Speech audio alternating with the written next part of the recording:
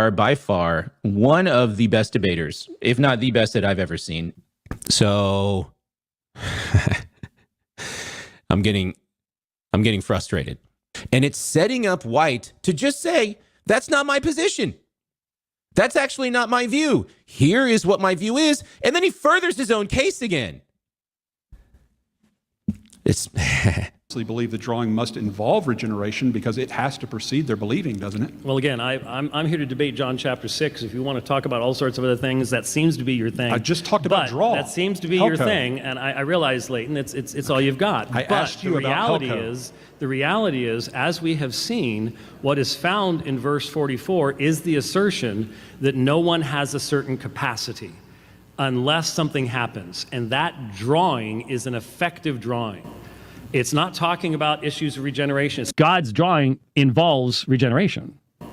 It's not talking about issues of regeneration. Drawn in verse 44. How does he draw those that he's given to the Son? There is a revelational experience, which we call regeneration. It's not talking about issues of regeneration. Okay. This is getting caliente. And also, White just furthered his own case. So that's why you don't ask this kind of question. Just so there are no misconceptions here, I actually want Flowers to do a great job. I'm watching this debate because I want to see true clash. I don't have a dog in this hunt. I'm not sure if y'all realize that or not. I don't believe you. I'm going, hey, dude, man, I got busted over the weekend. Could you, help me out? I'm here to debate John chapter 6. Okay, welcome to Soteriology 101. Just a fun intro there to help you to realize Nate is not quite as unbiased as he makes himself out to be. Matter of fact, I think he would have come across with a lot more credibility if he just came right up and said, I love James White. Man, I'm a Calvinist-leaning guy, and I want James White to win, and so I'm not real biased. I'm kind of biased here, and so that's probably going to come through in some of my critique. But, let's go through this anyway. Then I could actually, kind of listen to him. I think some of his critiques of some of the questions I asked have some validity, just like in the first review of the Romans 9 debate. I admitted then that I think he had some valid critiques, some critiques that I even had for myself. And so I'm not trying to say that a biased person can't have some unbiased critiques, but you need to come in being honest with your audience and just say, hey guys, I lean Calvinistically. Dr. White, I'm a fanboy of Dr. White, obviously. He fawns all over him whenever he's in his discussions with him. He's at him on his own program. He thinks he's one of the best debaters he's ever seen, these kinds of things. Obviously, Nate likes James White, and there's nothing wrong with that. But be honest about it. I mean, let's just be really honest about it. And what I'm going to demonstrate today is Nate has a broadcast. It's a cool idea. He was a debate coach in high school. So was I, by the way. I also judged debates for about 4 years. And I did cross-examination, went to state 2 years in high school. And so I probably have as much credentials as far as on debate that Nate does, at least as far as I can tell. Again, I don't know all his credentials. But what I do have more experience on than Nate, which will become obvious, and I'll demonstrate this in this program, is my knowledge of this subject. And again, I'm not trying to say that to discredit Nate or his opinions. I am saying that because I don't think Nate understands the topic up for debate very well, because he thinks that certain topics aren't on topic or that I'm off topic by bringing up certain things. And I'm going to show you how that's not true. Some laymen who were watching this, even maybe some who agreed with me, actually bought into these talking points that James White gets out there. He's off topic, right? He's not talking about the things I want to talk about. Therefore, it's not on topic. I'm going to show how that's demonstrably false in today's program by looking at Nate's review of the debate and demonstrating for those who don't see the actual points of contention clearly enough to understand when I'm asking questions about a certain thing, it's actually on topic, and I will show you why it's on topic. So I'm not just making a claim and then not substantiating it like White does and many of his followers online. They'll make just statements, oh, that's off topic, and never substantiate why it's off topic. They just claim that it is.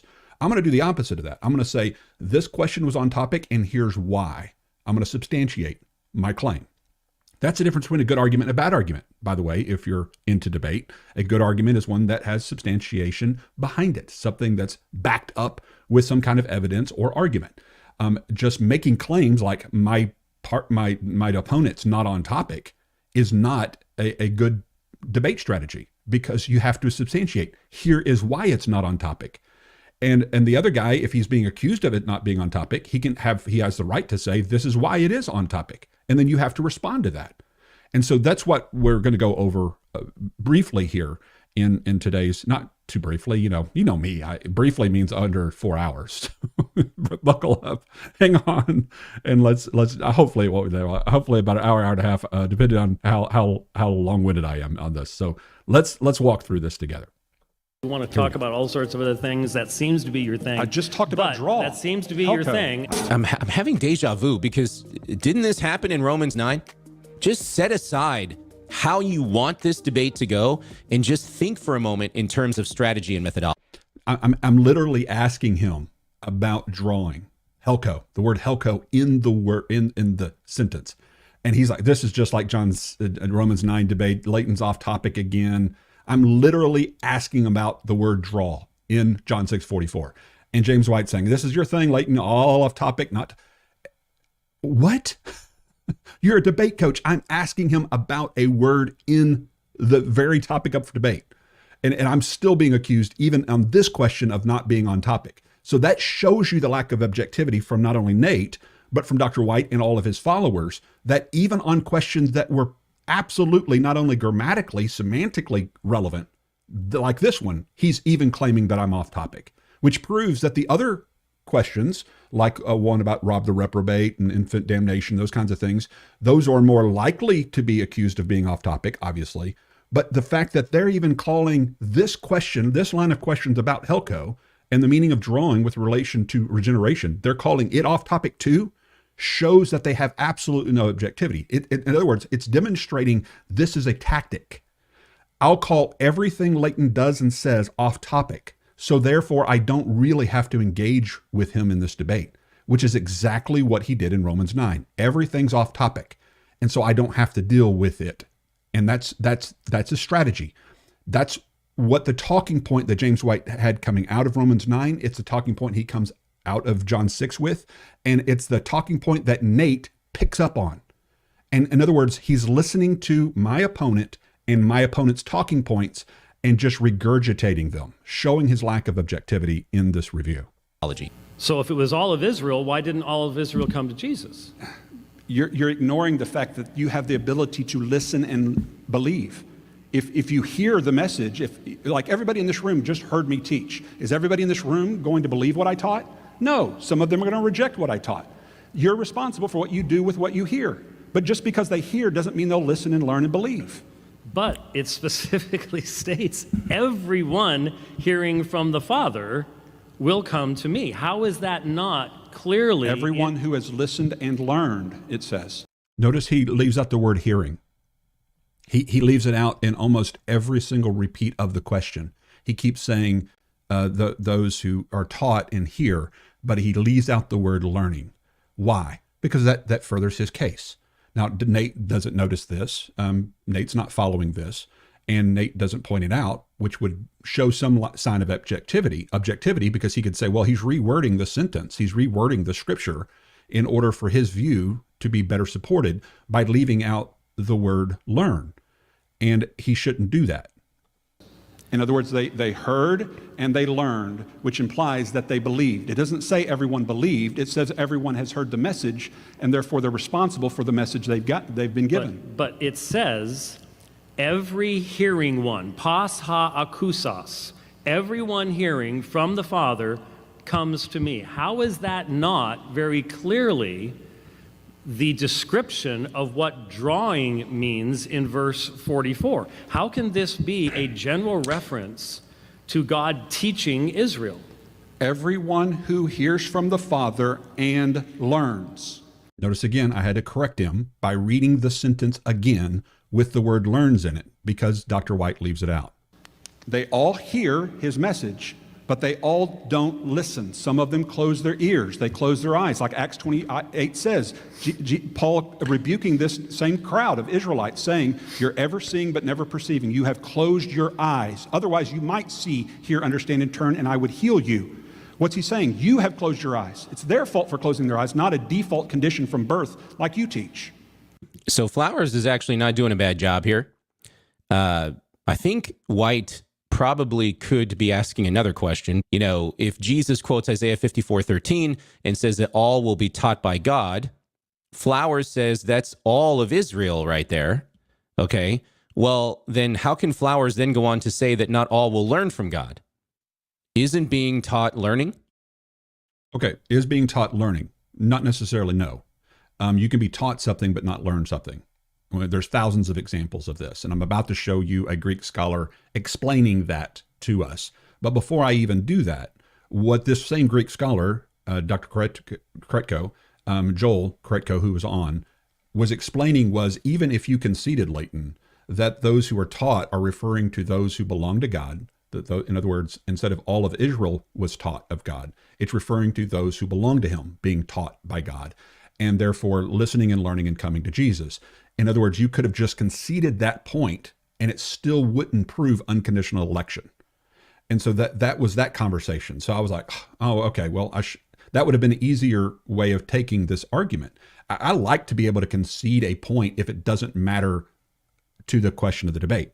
Even though I've had other scholars tell me, no, I think your interpretation was right in referencing the fact that all are taught, everyone in Israel has heard from God, but not all have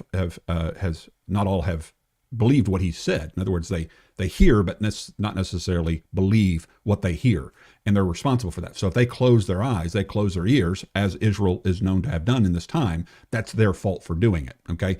So that was the discussion I had with him. I had some people come back and say, oh, you conceded the whole debate by conceding that point. No, I actually showed that even the concession of the very point, the only point that he asked me about in cross-examination, even if I'd have conceded it, it still doesn't demonstrate the fact that this is based upon an unconditional election in eternity past. Dr. White has to establish that. He never establishes that in his opener. He never establishes that in any of the cross-examination or his rebuttals. And that's another point I wanted to bring up here, is that Nate here seems to want to focus solely upon the cross-examination. Now, he says later he's going to look at and discuss the opener and the rebuttals with his patrons only.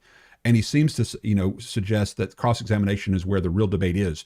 But I would suggest that you can't really judge the cross-examination without the openers and the rebuttals in full view.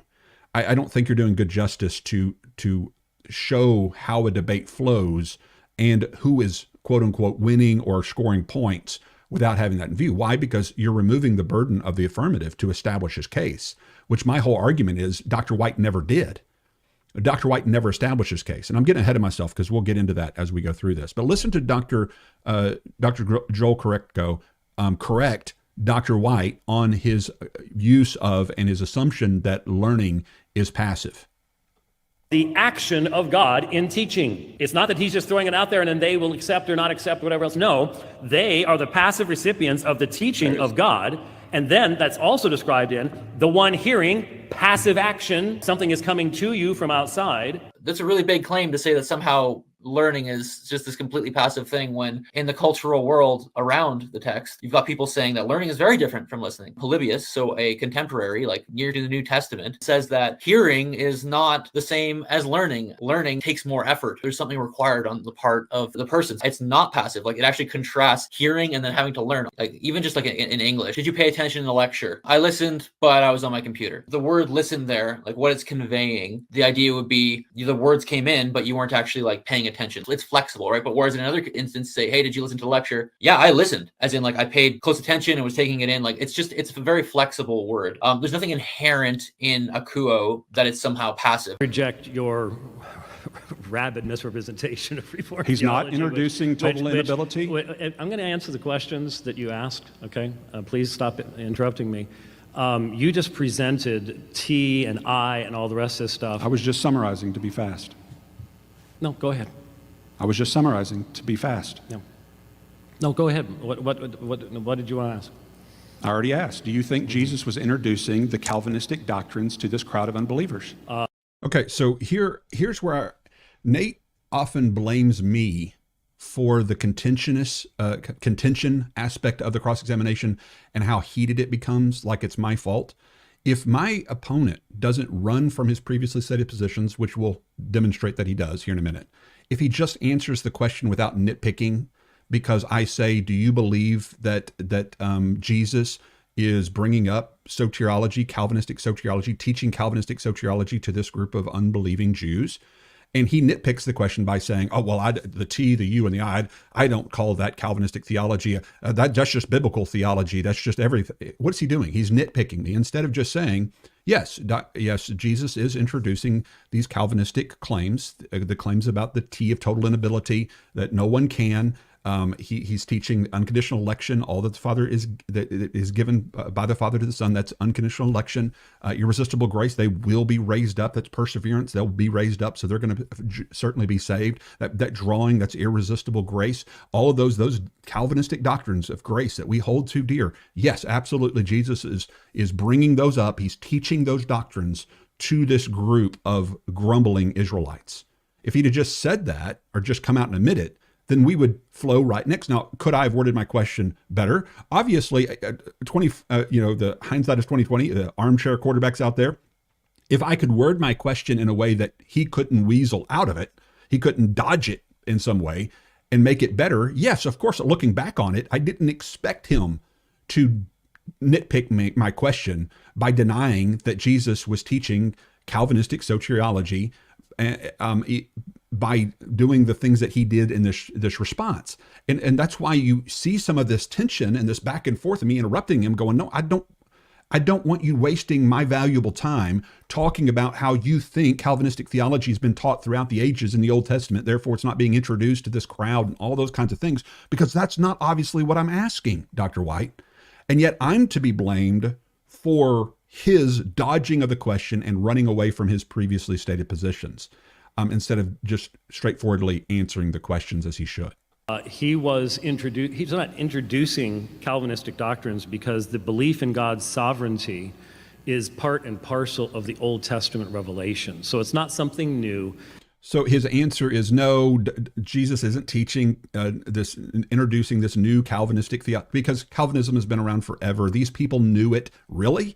A bunch of unbelieving, unregenerate Jews in the first century understand the doctrines of grace as taught by John Calvin, that everyone is born unable to willingly believe what God teaches unless they were picked before they were born and irresistibly graced. You honestly want us to believe that a bunch of unregenerate first century Jews actually understood the T, the U, and the I, at least the principles behind those concepts. You're born unable to believe because of a divine decree. By default, you're born unable to believe what God teaches unless you were picked unilaterally before you were born and irresistibly graced, caused to believe those things. You honestly are trying to tell us that crowd already got that. They already knew it. Of course not, Dr. White. It is being taught to them, introduced to them according to Calvinists. And instead of just coming out and saying, yes, that's what Jesus is teaching them. Jesus is teaching them basically these principles that we hold dear, the doctrines of God's grace, right here to this crowd, maybe as a form of rebuke of them, maybe as a form of teaching people 2,000 years from now. That would be an answer. But to pretend like, no, this is not being introduced at all. This has been around for the ages, and they would have already known it. That's obviously not true. This was something they already recognized. They already recognized that Yahweh had only revealed himself to the people of Israel, that the sacrifices of the Old Testament weren't for the Babylonians. Okay. So God only revealing himself to Israel is the same as Calvinistic theology? There you go. So the Pharisees, who thought they were the elect ones, the chosen ones, the special ones, were making the same mistakes that Calvinists make. There's the admission right there. The Egyptians or anybody else. So whenever it says no one can, you don't think that that's reflecting on the T of total inability, the default condition that you refer to in your book? Yes, of course it is. Okay. Of course it is. I Okay, just then don't that would believe. So notice he's now admitting that my first question was valid. Of course, Jesus is talking about no one is able is reference to the T of tulip. So notice it took me all that time just to get him to affirm what he's now affirming finally, because I use the word T or the word introducing or whatever, and he jumps on one of those words and nitpicks it to the point where I've just wasted. And maybe that's a tactic. Maybe that's what wise disciple would say. Well, he played you, Leighton, because look at all that rhetoric he used to get away from it. But here's the difference between maybe Nate and myself, or maybe even Dr. White and myself. I actually want to get to the truth of the matter. I don't want to just use tactics to get one-upsmanship and to outdo my opponent. And throughout this entire debate review from Nate, that seems like what he wants to do. He wants to say, here's how the tactics you should use to dodge your opponent's questions and to get away from them, or to ask right questions to make your opponent really, get to be able to jump on them and get a gotcha question in there. Those kinds of things, as if that's our motivation, or should be our motivation as Christians when addressing the Word of God. That shouldn't be our motivation. Our motivation needs to be get to truth. And is it true that Jesus is teaching a bunch of grumbling Jews, unbelieving Jews in the first century, that everybody's born unable to believe unless they were unconditionally picked before they were born and irresistibly graced? Is that what he's trying to teach them? Or could it be that he's rebuking them because of their continual unwillingness to believe, and now they're being blinded and hardened in their unbelief by his use of parabolic and symbolic language, like eat my flesh and drink my blood, and that through their unbelief, he's going to bring about the ingrafting of the Gentiles, because they're going to be the crowds that cry out, give us Barabbas and crucify Jesus. Could that actually contextually make more sense than this concept and idea of God arbitrarily picking people before they're ever born for salvation or damnation? Which one makes more sense in the whole of Scripture? But heaven forbid we ever get to that point, because we have to debate whether or not this crowd of Jews was introduced, the T and the U. Oh, the T, the U. Oh my gosh, it's so inconceivable that you would even bring up the T, the U, and the I. I mean, obviously that's not introduced. They already understood these things. He's just nitpicking the question and dodging the question so as to obfuscate and so as to not have to deal with the point of contention that this really inconceivable concept and idea that Jesus would be introducing Calvinistic soteriology to a bunch of unbelievers in the first century. I just don't believe that's quote-unquote Calvinistic theology is being introduced. It's biblical theology. It's been there from the beginning. It's not Calvinistic theology. It's biblical theology. Okay, I'll concede that point. Dr. White, you just now said Calvinistic theology isn't biblical theology. I should have shut my book right then and claimed victory over the debate right then and there, is what Dr. White would have done, right? I'd have got up in my closer and said, well, as soon as my opponent admitted that Calvinistic theology isn't the same as biblical theology, I should have just closed everything and walked out the door because I won my debate. That's the kind of ridiculousness that the tactics that some people will try to use in these kinds of back and forth uses of rhetoric that mean nothing ultimately and don't get to the truth. Genesis. All right. Okay. This is getting caliente. And also, White just furthered his own case. So that's why you don't ask this. So Nate sides with White, who nitpicks my question to the point where he finally confesses, yes, he's teaching total inability, the T of tulip, Calvinistic theology.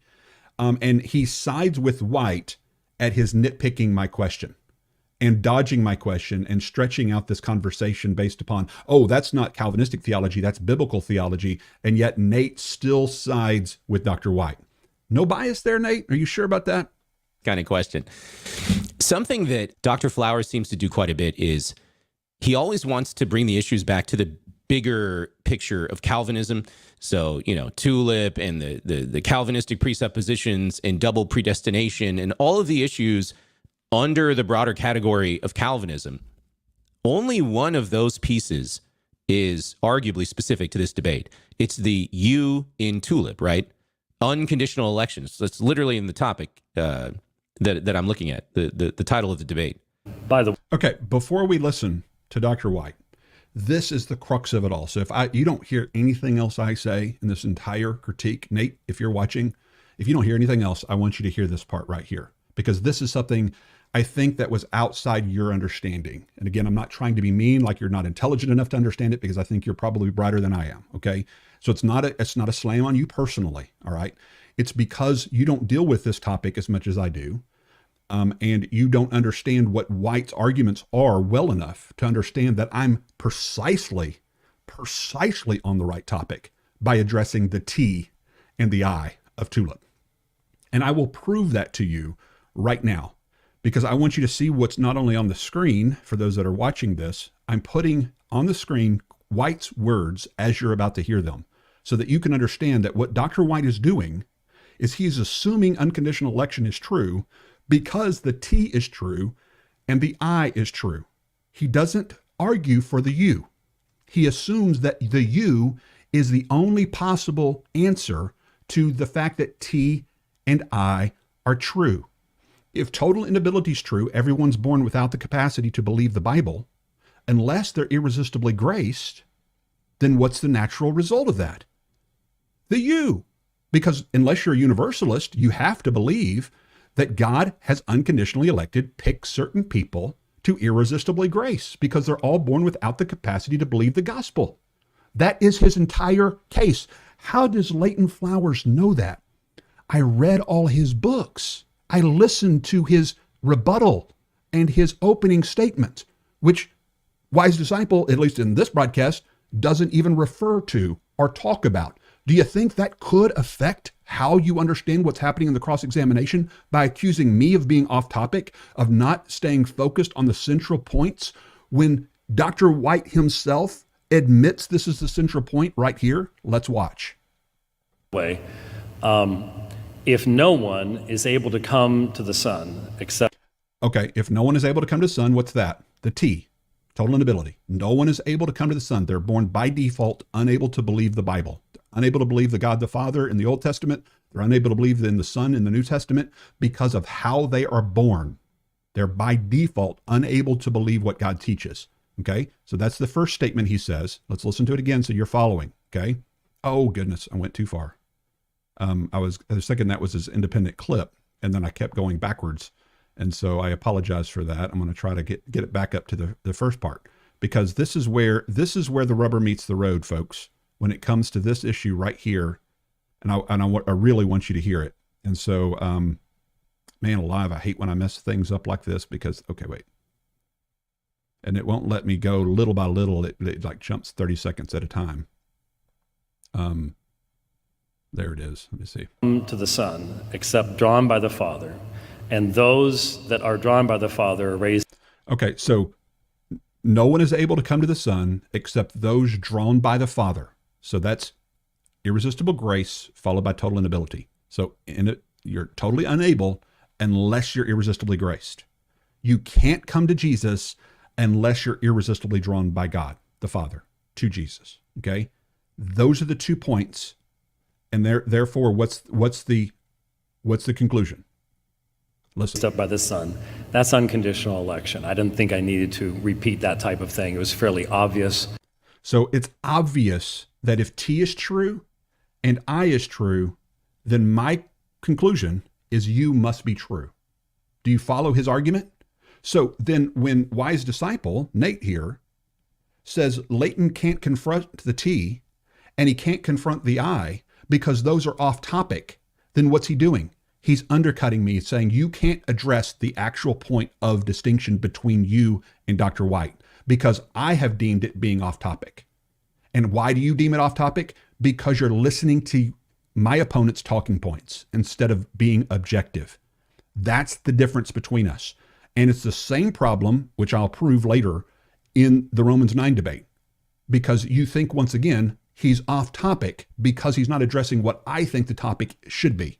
And again, it's the same exact problem why he doesn't follow the Romans 9 debate is exactly the same reason he doesn't follow this debate. He doesn't understand that your presuppositions, if you believe the T and the I are true coming into Romans 9 or John 6, which are ultimately about Israelites' inability to accept their own Messiah, and you can't bring up any subject about total inability or judicial hardening, in other words, what condition the Jews he's addressing are actually in, that's off topic. You can't bring that up because textually it's not grammatically and semantically a part of the verses and the line by line, and they're missing the forest for the trees. They're so focused upon microscopic table level stuff, they don't even see that we've parted ways way above the tabletop, way above the rooftop, the 30,000 foot level. We already parted ways because you come in with the assumption that everyone's born by divine decree unable to believe what God says.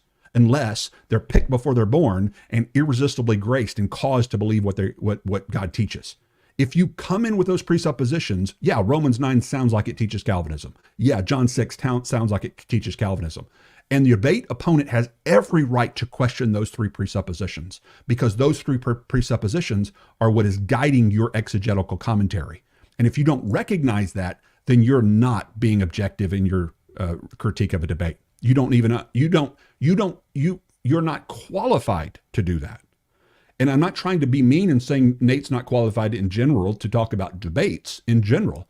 What he's not qualified to do, in my estimation, is to bring critique to this particular debate, because he doesn't, at least from my evidence in watching this, seem to understand the points of contention well enough to recognize that when I address the T and the I, I'm actually addressing the point of contention, because Dr. White never tries to establish the U. Even in his own book, the Potter's Freedom, on the chapter called Unconditional Election, he doesn't even cite John 6:44 as a reference. Why? Because it doesn't teach unconditional election. For the Calvinist, it teaches the T and the I, and maybe the P, the perseverance, but it doesn't teach unconditional election. So how do they get to unconditional election? The assumption that if T and I are true, then, just as Dr. White said, then obviously it's unconditional election. Total inability. He brought up Calvinistic theology, and he says, you said, quote, there's no reason to be discussing the sovereign grace of God and things like that with someone who just doesn't even believe. And so I'm wondering why you think Jesus is introducing these doctrines to a bunch of grumbling, gungus-mooing Israelites. Massive category difference. Boy, again, there are just so many good questions to ask Dr. White about his position. But instead, when you ask him to basically explain the text from his position, you're wasting precious time. That's what Nate heard. He heard that I was asking basically for White to restate his position. Is that what I did? No. I went from his confession that yes, the T is introduced here by saying no one can come, that he's introducing the Calvinistic doctrine of total inability. They're unable to come unless irresistibly drawn, the D, the I of drawing, right? And he admits that. He finally, after much to do, he finally admits that, yes, Jesus is teaching those doctrines for us to learn them 2,000 years later. And so my follow-up, my next question is, well, you've told people that they shouldn't introduce the sovereign grace of God concepts, in other words, Calvinistic theology, to a bunch of atheists or unbelievers. Yet you believe Jesus is doing that to this crowd. Can you explain that quandary? Can you explain that seeming contradiction with Jesus doing something you tell people they shouldn't do? How is that not relevant? We're trying to decide whether or not if Jesus is teaching this concept of unconditional election to a bunch of first century Jews or not. And you've told people they shouldn't talk about Calvinism, tulip, to atheists and unbelievers. And yet that's exactly what Jesus supposedly is doing. And I'm not allowed to ask about that? It's off topic? It's not a good question? Maybe it's not a good question because of the way White responded to it. Had he responded with an intellectually honest question or answer and actually engaged the point of contention in the way that I think an honest, good faith interlocutor would Nate be drawing this conclusion? See, this is where his bias comes in. I love Dr. White. He's one of the best debaters in the world that I've ever seen, as he said. And he's a fanboy of Dr. White, obviously. And so when Dr. White's saying something and making claims that this is off topic, then Nate just goes, oh yeah, it must be off topic then because my hero here said so. And so he just continues to propagate what his hero is saying, instead of evaluating with some kind of objectivity to say, no, actually, that's actually a valid point. Because if you believe Jesus is introducing or teaching Calvinistic soteriology, the T and the I in John 6, and you've told people that they shouldn't talk about Calvinistic theology to unbelievers, that doesn't make much sense. There seems to be incongruence there. So how would you explain yourself in that matter? Okay, so you equate drawing with regeneration, basically.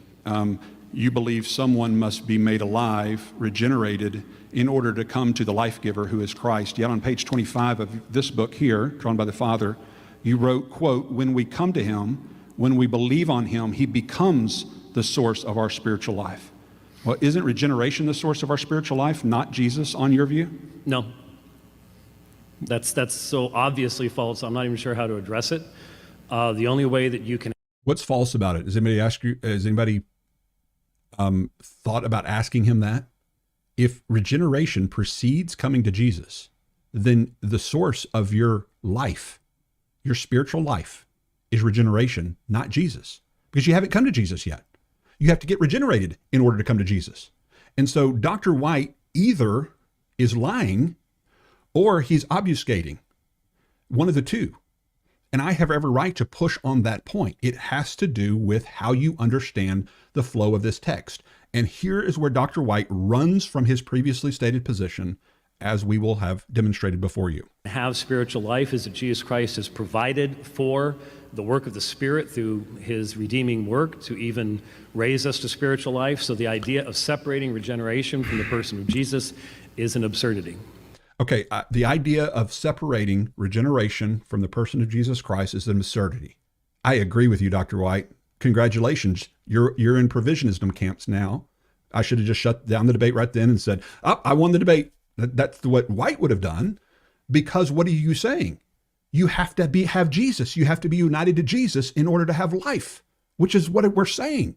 And if you're admitting that Jesus is the source of our spiritual life, and yet you're trying to argue on the other hand that you have to be regenerated in order to come to Jesus, then you can't rationally hold those two things without saying, well, it's all simultaneous and it's a mystery. It's a logical order, but not a temporal order. Honestly, that's where I thought he was going to go with it, is that it's a logical order, not a temporal order, in which I would have followed up and said, okay, so if it's if it's a temporal order, that means it's in time. So is there anybody in time who comes to Jesus prior, before being regenerated, is what I would ask him. Because if it's a temporal, that means in time. Is there a person ever in this world temporally that has come to believe in Jesus prior to being regenerated? And he would have had to say no to that. He would have had to say, you have to be regenerated in order to come to Jesus. Then I got him. Perfect. But he didn't answer that way, unfortunately. And so, yeah, there's going to always be questions. I'm sure White wishes he would have asked different questions, different ways. I know I certainly wish I would have worded things differently in certain ways in order to hone in on the point of discussion or make it less easily able to weasel out from under, or whatever it may be. We all have those kinds of regrets after debates. But this being off topic or not hitting on the point of contention, those kinds of accusations from Nate and from White and from White followers, even somebody in the side chat, yeah, Leighton, you were totally off topic. You never even touched on John 6. Same thing they said with the Romans 9 stuff. Those are the kinds of critiques you just kind of got to roll your eyes at and ignore, because they're not bringing any objectivity whatsoever. Now, if somebody says, hey, Leighton, I wish, I think you made some good points here and there, and this point hit well.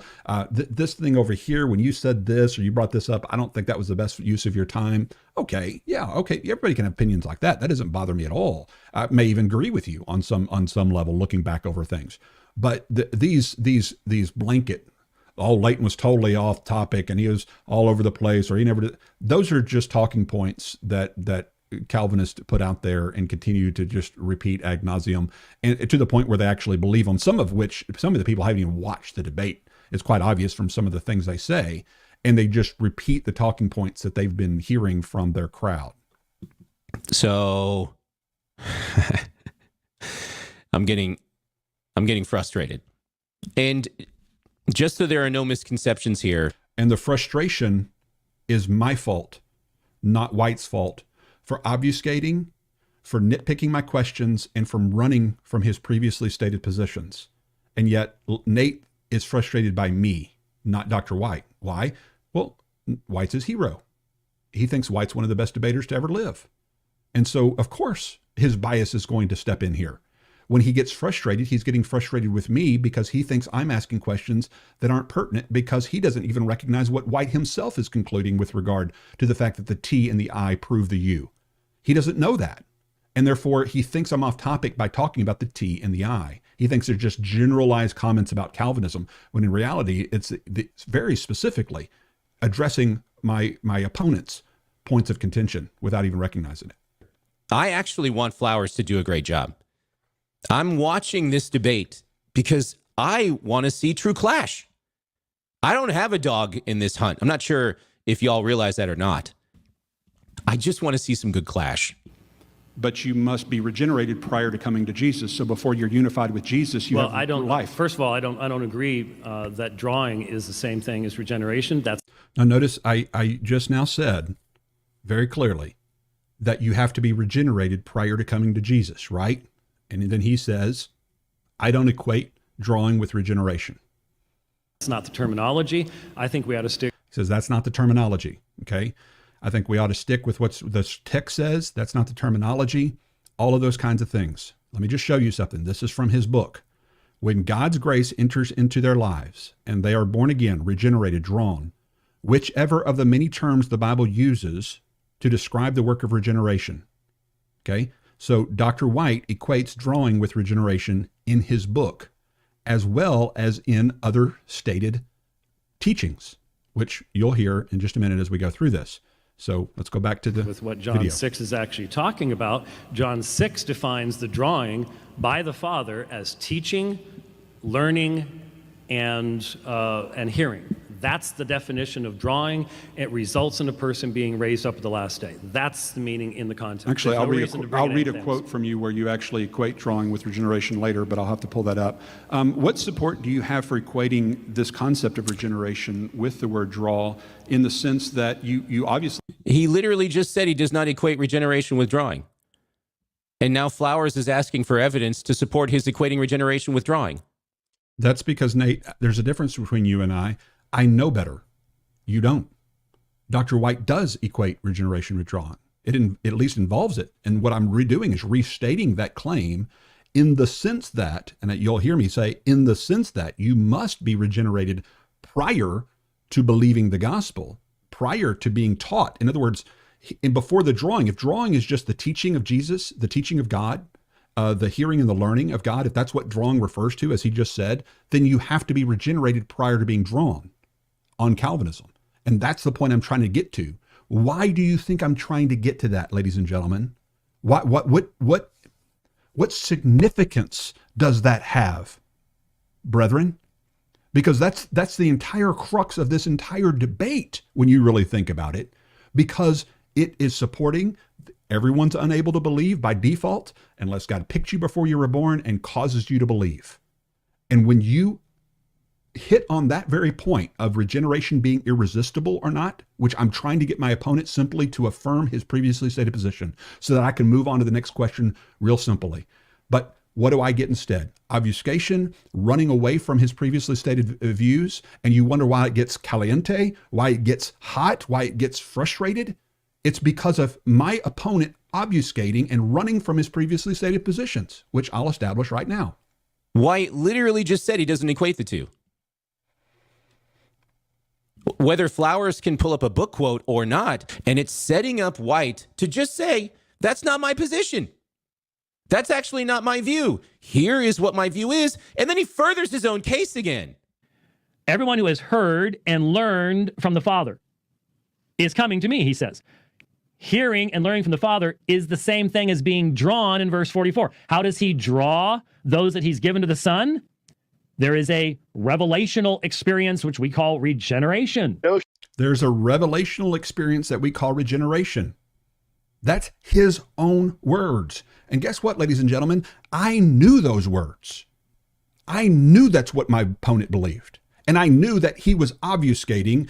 I could say lying, but that's harsh. But he is clearly trying to get away from what happened to Gabe Hughes in our debate. I think that's what's happening. You want conspiracy theories? Dr. White has already floated a few conspiracy theories out there by trying to guess what I'm thinking or doing, like receiving help from text messages from my Trinity folks who also don't know Greek as well as White does, apparently. I did not get any help, by the way, on text, or I did not orchestrate Bailgate like he is accusing, all the conspiracies he's trying to put out there. But let's start another conspiracy theory if we're going to throw out conspiracy theories. Here's my conspiracy theory. I think James White, well, I know James White watched the debate with Gabe Hughes because he critiques it. And the question I asked Gabe was, okay, you believe that drawing and regeneration revolves into regeneration. He goes, yes, be made alive. Okay, then can you explain how it is that someone is made alive prior to coming to Jesus? Because he's a life giver. And why does it say in John 5:40 that you refuse to come to me so you may have life? Why does it say you must eat the bread in order to live? Why does it say in John 20:31 that these things were written so that you may believe, and that by believing you may have life? Because then he would have had to explain his two different views of life. And one of them is regenerative life and one of them is eternal life. And then I could have asked him, oh, you don't think regenerative life is eternal? What biblical basis do you have for separating those two spiritual lives into two separate things? What are you just post ad hoc, rationalization of this verse by trying to make regeneration both precede and come after faith? How does that work? He knows that's a sticking point for Calvinism. And my conspiracy theory is he did not want to have to answer the question that Gabe was forced to answer when he just honestly came out and said, yes, drawing involves regeneration, because he didn't want to have to deal with that. And so he obfuscates, he dodges, he runs away from his previously stated positions, which again is established right here. Notice I'm bringing the receipts, guys. Dr. White doesn't do this. He'll make all kinds of claims about me, say all kinds of accusations about me without a single quote, a single video, a single anything to back up what he's saying. But notice I'm bringing the receipts. I'm showing you Dr. White's formally stated position, which of course Nate was not aware of.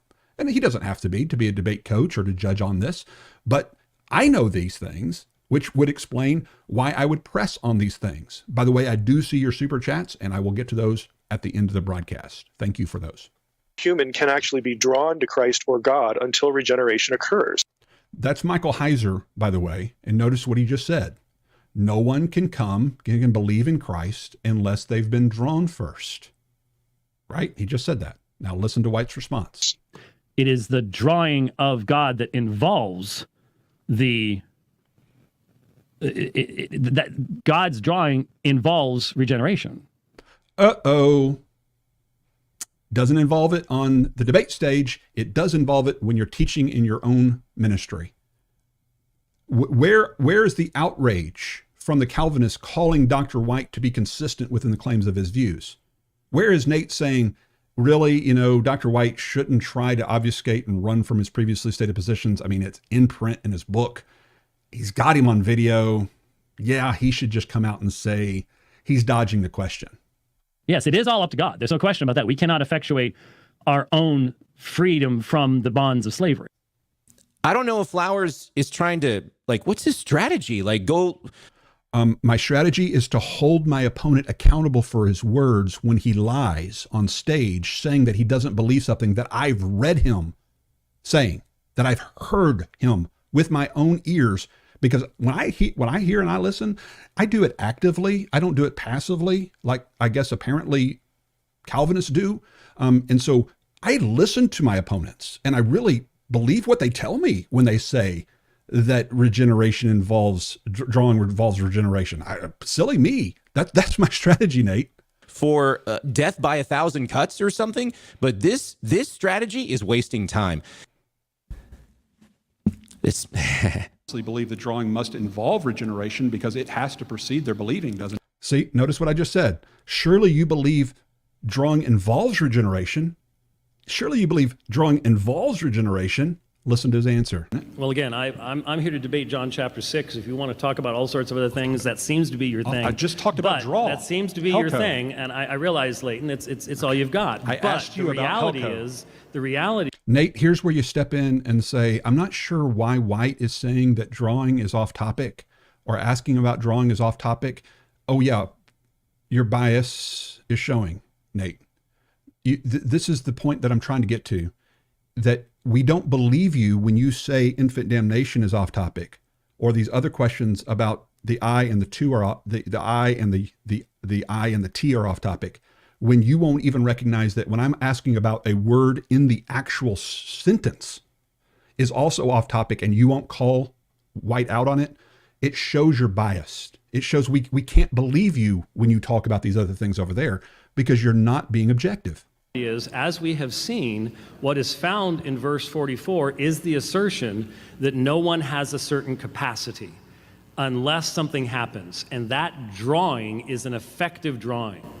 It's not talking about issues of regeneration. It's Drawn in verse 44. How does he draw those that he's given to the Son? There is a revelational experience, which we call regeneration. It's not talking about issues of regeneration. God's drawing involves regeneration. It's not talking about issues of regeneration. I don't believe you. Can you explain from your perspective why this audience can't believe and why they're being judged for their unbelief if that's a default condition from birth that they have no control over? Well, again, God is demonstrating to the entire universe his justice according to Ephesians chapter 1. For those that can't see Nate, you may be listening by audio. He's laughing at my questions now and scoffing, which, by the way, he gets onto White for a little bit later, which is showing some sign of objectivity maybe. But he's doing the same thing to me here, which I think is very disrespectful when you just laugh off or you mock somebody's question. But what is my question? Let's think about that, Nate. I'm asking whether the audience in John 6 is being judged for something they have absolutely no control over. Because remember, he affirms the T, unable to believe by default, and the I, irresistible grace. They have to be graced, caused to believe.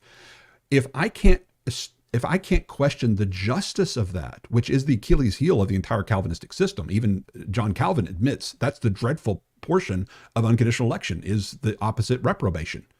And therefore, if I can't press on the culpability of those unconditionally elected for damnation, if I can't push on that point, then you're tying my hands behind my back and saying that's off topic, that hurts my feelings, therefore it's off topic, whatever the reason is. I have every right to question my opponent on the justice of what Jesus is supposedly teaching. If I can demonstrate that what Jesus is teaching is demonstrably unjust based upon what the scripture teaches and based upon what intuitively we all know to be true, then I have every right to point that out, because what does it do? It establishes that's probably not what Jesus is teaching, right? If I can show this teaching is unjust, therefore Jesus is not teaching it, that is well within the confines of the debate. And Nate laughs at it as if it as, well, listen. Praise of his glorious grace. So you think it's just for God to condemn somebody who by default can't believe? I'm just stopping the video to see if maybe I misunderstood the debate topic. No, I got it. Does John 6:44 teach unconditional election? What is all this other stuff supposed to accomplish? What does the T have to accomplish? What does the I have to accomplish? I just showed you. Dr. White is basing unconditional election on the affirmation of those two things being taught in this verse. I know that. Nate doesn't, and therefore he thinks I'm off topic by addressing the inconceivable concept and idea that Jesus is teaching that God judges people for something they have absolutely no control over. Not to mention the fact that I established within my opener that these people were hardened in their rebellion because of their unwillingness to believe, despite God holding out his hands to them all day long, despite his marveling at their unbelief, despite his weeping over them and their unbelief, saying it's now been hidden from your eyes. So I've well established my case in my opener. Does Dr. White establish his case for unconditional election? Not even once. Not even once. He reads verses with presuppositions and assumes that his audience are going to agree with his presuppositions. And when they don't agree with his presuppositions, he gaslights, or he obfuscates, or he runs from his previously stated position. He doesn't ever defend unconditional election. Why? Because this verse doesn't teach unconditional election. Other than wasting precious time. This is really bad, guys. Like I hope those of you who are fans of Flowers can appreciate that two things can be true at the same time. Flowers might actually be 100% correct in his views on soteriology. And at the same time, this is not the way to cross-examine someone when the debate topic is specifically about what John 6:44 teaches. He just asked White, The question is not just what does John 6:44 teach? The question is, does John 6:44 teach unconditional election? And my opponent, as demonstrated earlier in this broadcast, believes that it does teach it based upon the affirmation of the T, no one can, unless irresistibly graced, drawn. And when I try to push on those two major points, Nate says I'm off topic, and so does Dr. White. Well, actually, it's probably the reverse order. Dr. White says it, therefore Nate repeats it. Can you explain why this audience doesn't believe based on your own Calvinism? Do you think that that's just? What? The audience's condition having nothing to do with how you interpret John 6? Are you kidding me? Find me one hermeneutics teacher, even a Calvinistic one, who says we shouldn't understand who the audience is and their condition.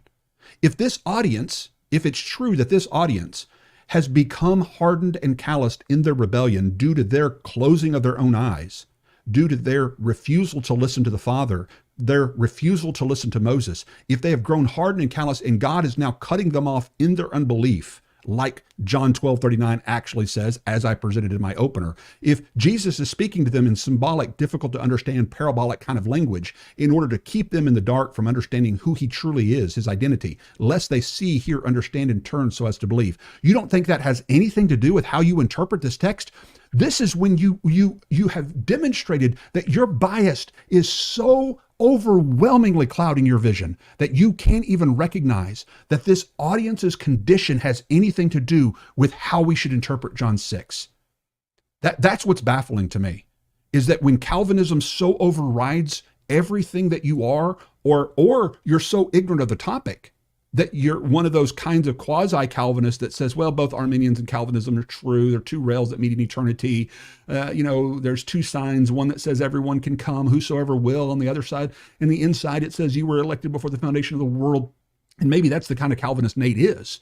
But even some of those kinds of folks have become so ingrained with the Calvinistic talking points and the way they explain things that they have become blinded to any other worldview outside of their own little echo chamber, to recognize that maybe there's a reason this audience is in their condition. And it doesn't have to do with a default condition by birth. It doesn't have to do with being unconditionally elected or passed over in eternity past. It doesn't have anything to do with this irresistible work of grace that causes certain people to believe, leaving the rest damned from eternity without any control over their willingness to come or their belief in light of the gospel.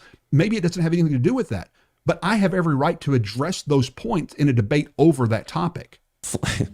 Flowers is like way out in the weeds on this one. So it's a demonstration of God's justice to condemn people for something they have no control over. It just occurred to me, this looks like Flowers got excited to get White in a room just so he could grill him about all the problems with Calvinism. Again, I'm having deja vu, because didn't this happen in Romans 9? In the Romans 9 debate as well? I don't know. That was like a million years ago, but I'm pretty sure the cross exam looked a lot like this. Okay, let's see if Dr. White, who was also critiqued by Nate on the Romans 9 debate, let's see if maybe James ever asked Leighton Flowers any questions that don't have to do with the semantics or the grammar or the individual nuances of Romans chapter 9. Because surely Nate would call Dr. White out if he asked any questions that don't specifically have to do with the text in question, right? I mean, Dr. White never asked questions about the logical implications, the philosophical quandaries, things outside of the textual examination. Dr. White never does that, does he? Let's see. Professor Flowers, do you believe that the presentation that we just listened to here models for us the kind of interpretation and exegesis that we utilize to demonstrate the doctrine of the Trinity, the deity of Christ, the resurrection, justification by grace through faith, the necessity of the atonement? Do you believe that this kind of exegesis, which you just gave us, is the same kind of exegesis that you would use to demonstrate those truths from Scripture? I would think that the book that I'm writing, the blog that I've written, the podcast, I go into a lot more deeper exegesis. This is a 20-minute presentation for the beginning of a debate. According to the bio that was read, you were an elder in a Reformed Baptist church? No, I was a minister. A minister, not an elder? It was not elder-led. It was a congregational-led church. Well, it could have been Reformed Baptist then, but... Actually... Okay, so what is my credentials as whether I'm Reformed Baptist or not have anything to do with Romans 9? Y'all remember when Nate pointed that out in his critique? Oh, you don't? Huh. I wonder why. Accomplish what the scriptures say that they accomplish. In other words, but God the could have means failed. are unto faith. But he could have failed. Paul could have said no, yes? Paul could have said no, right? Philosophically, Paul could have said no, right? What does that have to do with Romans 9? Let me show you something real quick. I meant to do this before. I want you to see something. This is the Romans 9 debate on YouTube. Okay. Here's the description underneath White's rendition of the debate. Okay, on Alpha Omega Ministries. Now it says this debate took place on May 7th, 2015. Oh, I didn't realize it was also May 7th. Huh. Okay, March. Okay, it's March and May. Okay, yeah, differences. It's like it's the same day. Yep. The topic was supposed to involve both sides presenting a positive exegesis of Romans 9. That is false, and I've shown the paperwork on that. I've brought the receipts. Does Dr. White bring the receipts? Nope. I actually showed with Red Grace Media their text messages back and forth of what our agreement was. It was never that both sides are to present a positive exegesis of Romans 9. That was never our agreement. In fact, I even have a text showing that's not what I would agree to do. And I told him how I would approach this passage and why. And yet he still paints it like this. Does Nate know that? Does Nate address that? Of course not, because Nate's not interested in being objective in his evaluation. But yet that's exactly what he's putting under in the show notes of the debate on his broadcast. Why? Because he has to reframe the debate to show I had Leighton change the topic. Remember, Rich did this 4 different episodes for an entire month critiquing this debate and accusing me over and over again of bait and switch, of changing the topic, of not really discussing the real points of contention, not getting into the text the way I should, all of those kinds of things, which Nate just came out and repeated, again, the same talking points.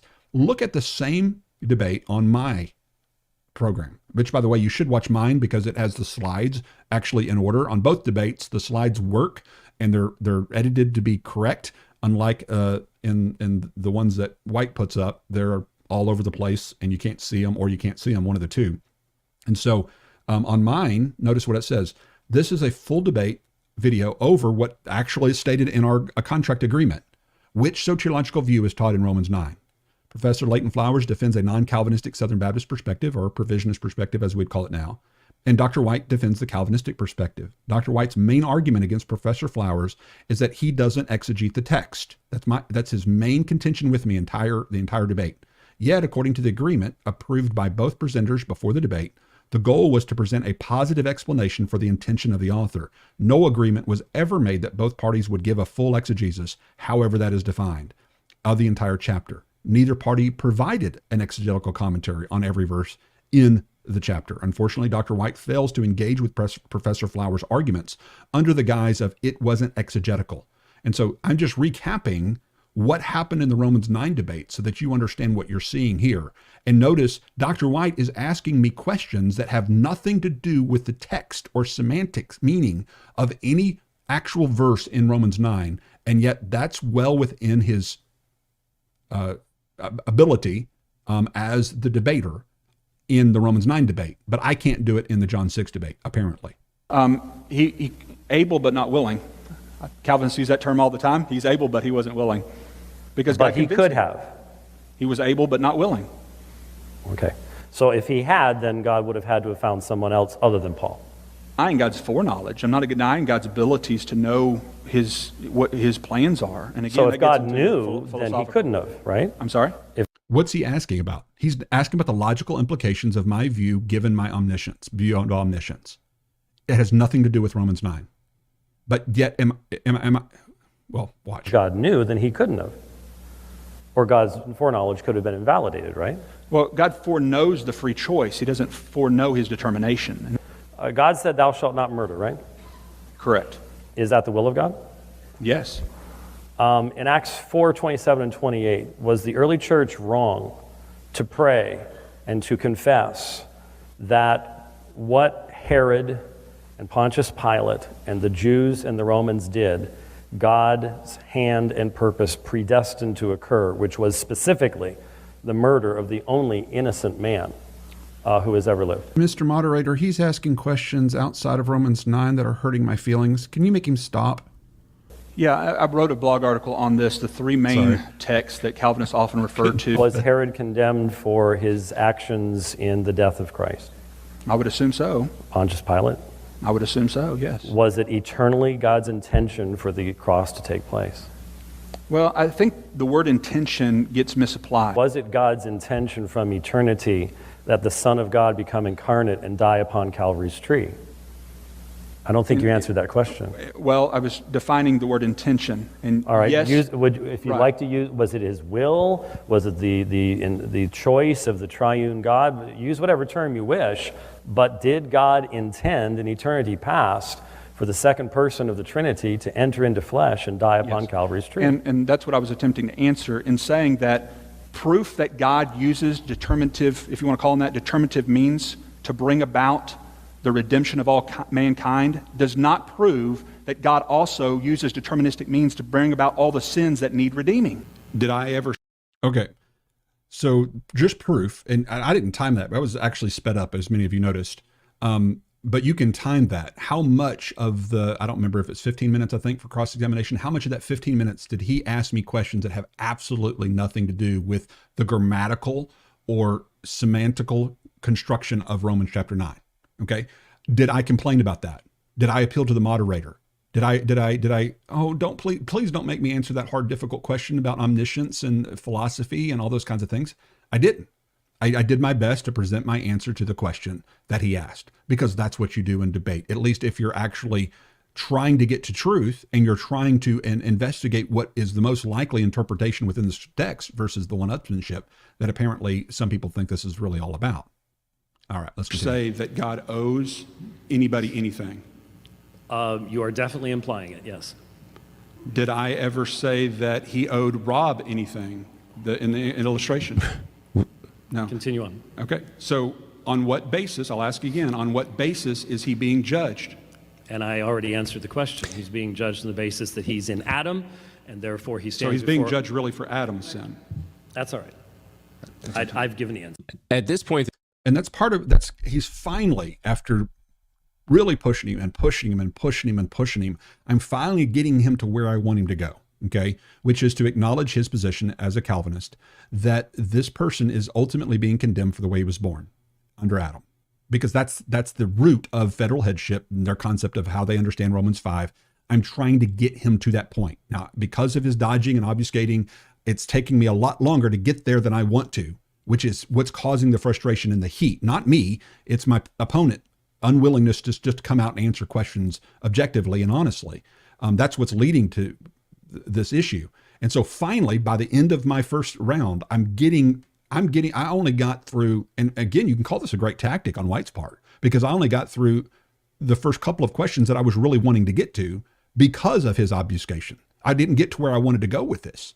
And so even Nate acknowledges that that White's obviously taking him down a road to get to a major question at the end. All of us are kind of doing that. We're all kind of trying to get to a point like, okay, if you believe this, then you believe this. And if you believe this, then this is the implication. How do you justify that implication? But if your opponent isn't willing to acknowledge, or at least hold true his previously stated positions, like regeneration involves drawing, involves regeneration, then you can't take them down that path. And it makes it a dishonest exchange. And it makes it frustrating, yes. That shouldn't be blamed on me. That should be blamed on Dr. White for obfuscation and for running away from his previously stated positions. the debater could simply appeal to what's called topicality, which is to suggest that, hey, my opponent has veered from the topic of debate tonight. I think White is kind of sort of doing this now with his little comment. By the way, White's not helping himself either with, his sort of his nonverbals and his tone against Flowers, okay?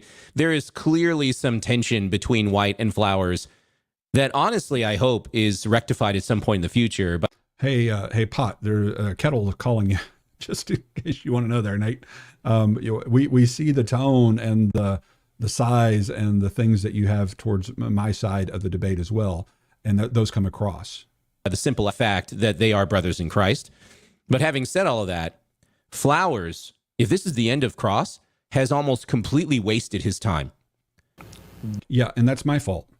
Okay, because my opponent obfuscates and runs away from his previously stated positions, therefore Leighton has wasted his time, even though the questions relate directly to what my opponent says are the reasons he holds to unconditional election, as I established earlier in the video. And Nate mentioned about, these brothers in Christ getting along with each other. Who has called the other, who has emailed the other with the desire to get together, who at the Y conference debate in Tennessee walked up to the other one, shook his hand, and invited him to go out to eat or to do something together so as to mend fences.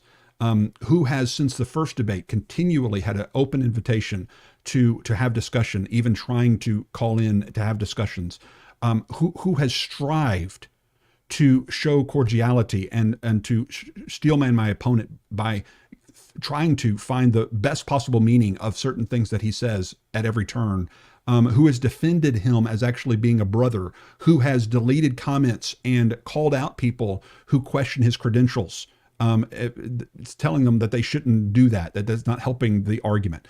Which one of us is really striving to treat the other with brotherly kindness, and which one continues to call names and continues to make disparaging remarks, continues to do the kinds of things that lead most people, even on the Calvinistic side, to draw the conclusion that, yeah, Leighton's a nicer guy, but James White is the better debater.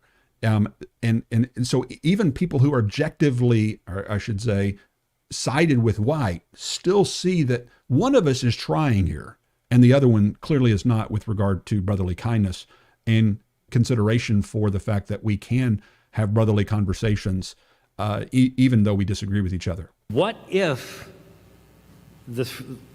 all who are taught by God, all who hear from the Father, all who learn from the Father, is the effective action of God that's provided in Scripture and being described by Jesus? What if that were what would that do to your theological understanding of this text?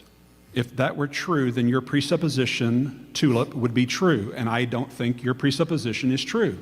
That's White playing with flowers right now. Okay, that is a cheeky question, not a great one to ask either, by the way. But I don't know. I think at this point, White feels emboldened to do something like this because of Flowers' performance in the previous cross. Okay, let's talk about that, because that's come up since then. For those of you who accuse me of, oh, Leighton, you're continually talking about this, so does White. And I'm responding to White's critiques of me in every broadcast. He has it on Twitter as well, where he's contending, and he actually takes Nate to task on that particular comment. And so I wanted you to see that, because a little bit came from that. And I want you to see it, because I think this is telling. So you follow and let me know what you think. He writes to Nate, the wise disciple there, and he says, Dr. White is speaking here. I have a bone to pick, brother. Actually, a few. Mainly, we agree cross-examination is where debate happens. So focusing on the 40 minutes of cross-ex is understandable. However, in that debate, not only did you have the Romans 9 debate in the background and the foolishness of infant damnation stuff, but most importantly, what had just happened in the opening and the rebuttals. And so I agree with Dr. White, believe it or not, on one point. And I do see the starred chats and super chats. We'll get back to those by the end, just so you all remember that. Thank you for those. And so I agree with Dr. White that you really can't evaluate cross-examination without the opening and rebuttals in view. You really can't, because so much of what we're talking about have to do with those things, as I already demonstrated earlier in this video by showing you from the rebuttal of James White saying that the T and the I prove the U in his mind. And so for me to attack the T and the I is perfectly within my purview as his opponent. And Nate doesn't recognize that, apparently. Okay, so that's just one point. And so I think he's right. You do have to have those things in view. And so he goes on to say, I predicted his approach, not too difficult to do, had refuted it in my opening, and yet he presented it anyway. Now, this is his whole Leighton reads it backwards comment. Now, I knew that was coming, because he accused Michael Brown of doing the same thing. He accused John Lennox of doing the same thing. He accuses Steve Gregg of doing the same thing. I predicted it, which is why I started verse 32 and didn't mention verse 45 until we came to it. Now, he grabs on my summary statement at the very beginning of, here's my opponent's view and here's my view. And because I use the reference to listen and learn from the Father, he assumes that I'm starting with verse 45. But the truth of the matter is, I started verse 32, and I establish actually from earlier in John chapter 5, that those who refuse to listen to the Father through the Scriptures also refuse to come to the Son. If you listen to Moses, you would listen to me. because he spoke of me. That principle is established before you get into the chapter. And I established the same thing. So I did not do what White accused me of doing, which, by the way, we've had Greek scholars on to demonstrate that Greek language doesn't work that way, where you can't say we can't read something backwards. No, you're reading the whole context in order to understand it. John chapter 1, verse 12, to those who receive him, to those who believe in his name, he gives them the right to become children of God. What do Calvinists do with verse 13? Do they read it backwards by saying, oh, you got to be born of God in order to receive him? What are they doing? They're reading it backwards. And we've shown there's been 3 other examples that have been put online of James White appealing to a verse later in order to interpret a verse earlier in context. And so Dr. White this is one of those double standards for Dr. White. It's okay for Dr. White to look at the entire context, i.e. verses later, in order to establish his understanding of a verse earlier. But if we do it, then it's bad exegesis. It's absolutely ridiculous. You can't possibly have it. Oh, those kinds of things. Again, revealing a double standard from Dr. White. He goes on to say, then in my rebuttal, I pointed out that he had done that and demonstrates that he's not deriving his position from the text. Actually, I'm the only one who established that I'm deriving my position from the text. Dr. White just presumes his position. He presupposes it because he's a presuppositional apologist, and so he presupposes tulip is true. I establish from the text my presuppositions. So in the cross, I need to get, White says, I need to get into that text and walk through it, which is the very thing he is deathly afraid of doing. Not deathly afraid of doing it. In fact, I've invited you on the program many, many times to do it. Why would I have a standing invitation to have you on today, Dr. White? You know my email.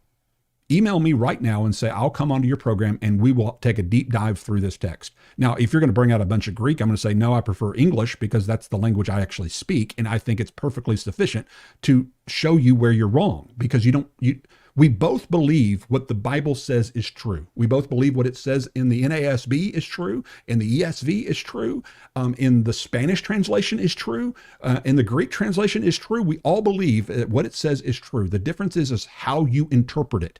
And if you don't think your presuppositions guide how you interpret it, if you don't think the condition of the audience affects how you interpret the text, then I'm going to hold you to that. I'm going to push you on that because I don't agree with you. Okay. So in the cross, I need to get to the text and walk through it. Also, I don't have time to check, but I thought I had noted Isaiah 54. Okay. He goes on about those. Okay. But here's my question. You identified one of my questions as bad. The very question I thought was the best. So Dr. White's tautology, which was basically, if you believe I'm right, do you think I'm right? That was basically what he asked. And I'll show that here in a minute. You'll listen to the question.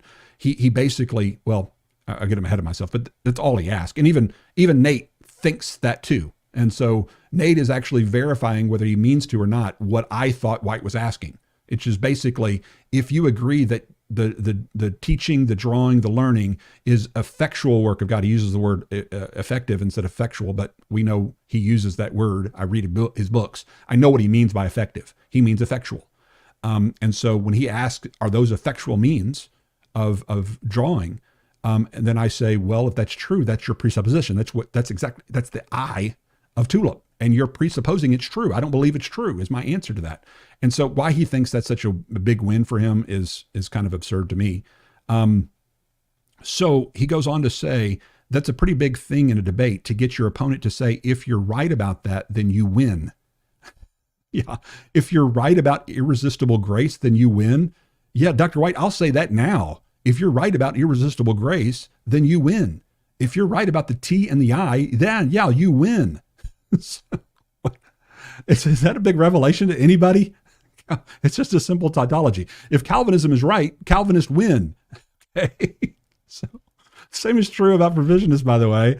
If we're right about you not being born unable to believe because of a divine decree, and if we're right that God's grace can be resisted, and that he doesn't unconditionally pick people for reasons unknown to be caused to effectually be saved, then guess what? Provisionists are right. We win. So if provisionism is right, do we win too? It's just, I don't know. I don't know how else to respond to that but being smug about it. I don't want to be smug or disrespectful, But if this is the best you have to appeal to in your debate, Dr. White, this is it? Really? Notice I say, let's not rewrite history, James. You asked, quote, if all that are taught by God, all who hear from the Father, all who learn from the Father is effective, which we all know he means effectual. I mean, it's irresistible. If it's an irresistible action of God, then I'm right. And that's basically what he's saying. And again, it's just tautology. It's ridiculous. Wise disciple says, he responds to him and he says, so I definitely see an opportunity to use your opening and rebuttal as an exemplar for them. I thought you did a stellar job, especially considering how you were feeling that night throughout the whole debate. So he's still fanboying him a little bit there, as you can see. He says, I apologize. I'm on Twitter and I don't do Twitter much these days. I saw this. I'm working backwards with your questions and comments, if that's okay. What I originally heard you ask was a question designed to get Flowers to concede your position. If I remember, you asked something like, what if those who had heard and learned is the effective drawing of God? You're right, Nate. That's what he asked. If the hearing and the learning is caused effectually by God, then what does that do to your theology? That to me sounded like you're asking your opponent to simply concede your position. Exactly. It's just a tautology. If I'm right, then I'm right. Correct, Leighton? If I'm right, then I'm right, aren't I? Right? It's just really low-level argumentation here, and he thinks that's the best part of the debate for Dr. White. That should reveal enough to you to realize how poorly I think Dr. White did in establishing his position if he thinks this is the best he can offer. Let's say Rob the reprobate, he's obviously held guilty for something he has absolutely no control over because he's by default a hater of God. He's born that way. He can't help it. False assumption. I'm not going to bother with answering questions based on false assumption. I'm using your words. By default, they are unable to believe. That's your words. There was a whole lot more to the expression of default. There must be a question. Okay. Again, obfuscating about his position. This is not really hard. If Rob is a reprobate, which we're presupposing, it's a suppositional argument, which people do all the time in debate. Supposing one of the people in the crowd, which it has to do with the people, we're talking about these people being condemned. He's rebuking them, for goodness sake. They're actual people with sentient feelings and names and faces. That's what I'm trying to do by referencing Rob. They're real people, folks. And you think they're going to hell for something they have absolutely no control over. And you think that's what Jesus is teaching them to their face. Like Michael Brown even said in the debate, you think Jesus is just mocking them by telling them they were born unable to believe unless God picked them and irresistibly causes them to believe? Do you really think that's what Jesus is doing to these people right here? Seriously? I'm trying to get you to see how preposterous it is to think that Jesus is teaching that to these group of grumbling Israelites versus what obviously is happening, him rebuking them for their unwillingness to believe the Father when he held out his hands to them all day long, trying to gather them, longing to gather them like a mother hen gathers the chicks under her wings. Willing, but they were unwilling. Over and over and over again within the text that I demonstrated in my opener, and Dr. White never rebutted. You want to talk about flowing? I'm assuming Nate knows how to flow a debate.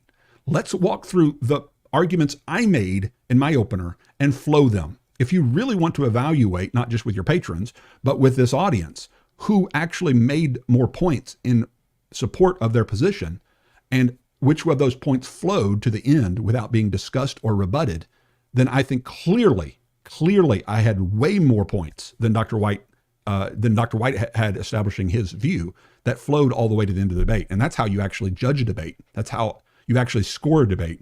You don't just look at the cross-examination and say, okay, which person sounded like he's more experienced than the other one, which is basically all Nate does here.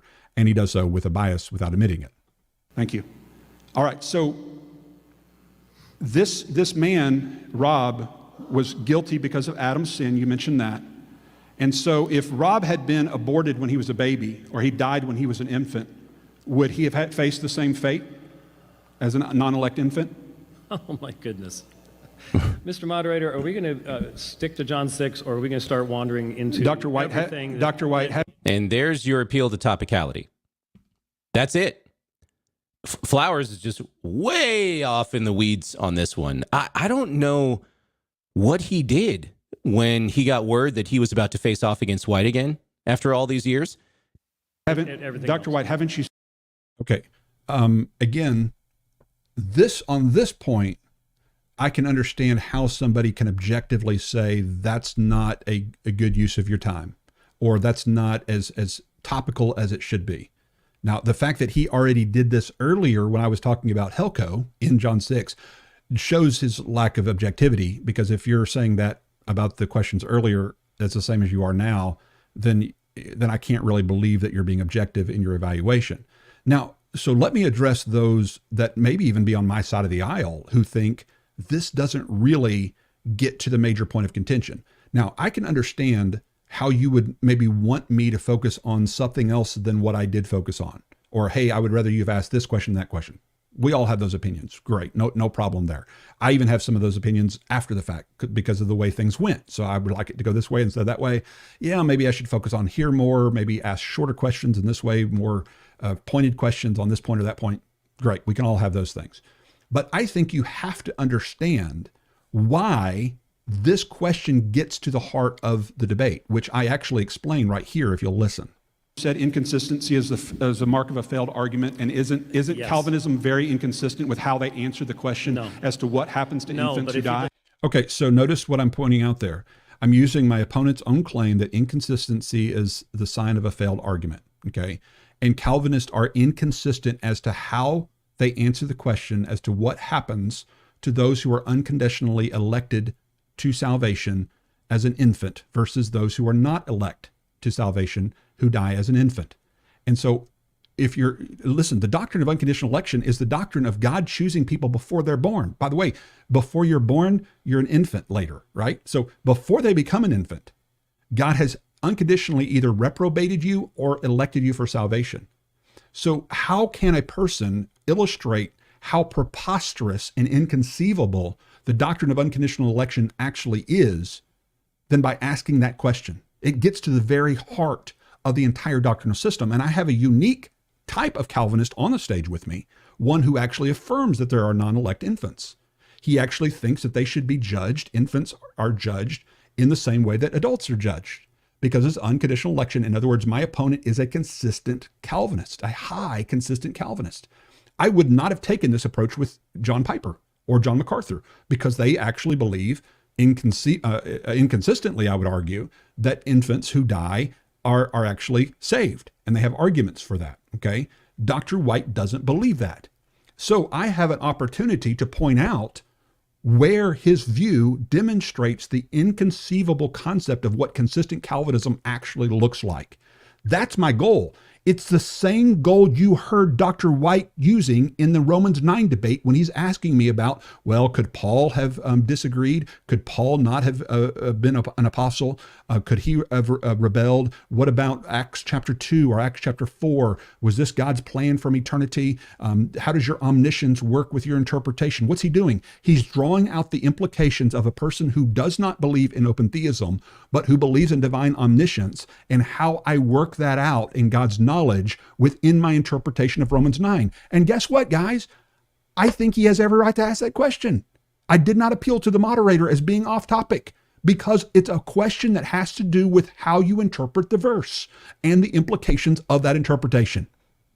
James White can do it, but I can't. That's the double standard. And that's not what you're seeing people like Nate call out and saying, you know what? White should have just answered the question. But we came here to debate John chapter 6, and you're trying to drag it onto other things, which is what you've done before.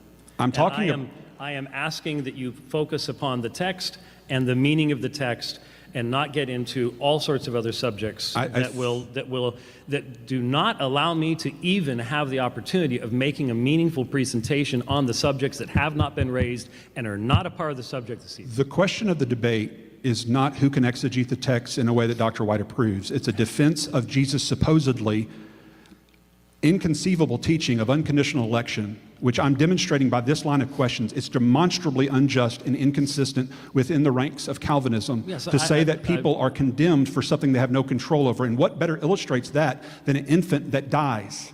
That's the reason I asked the question. So you don't have to guess why I asked the question, folks. I tell you why I'm asking the question.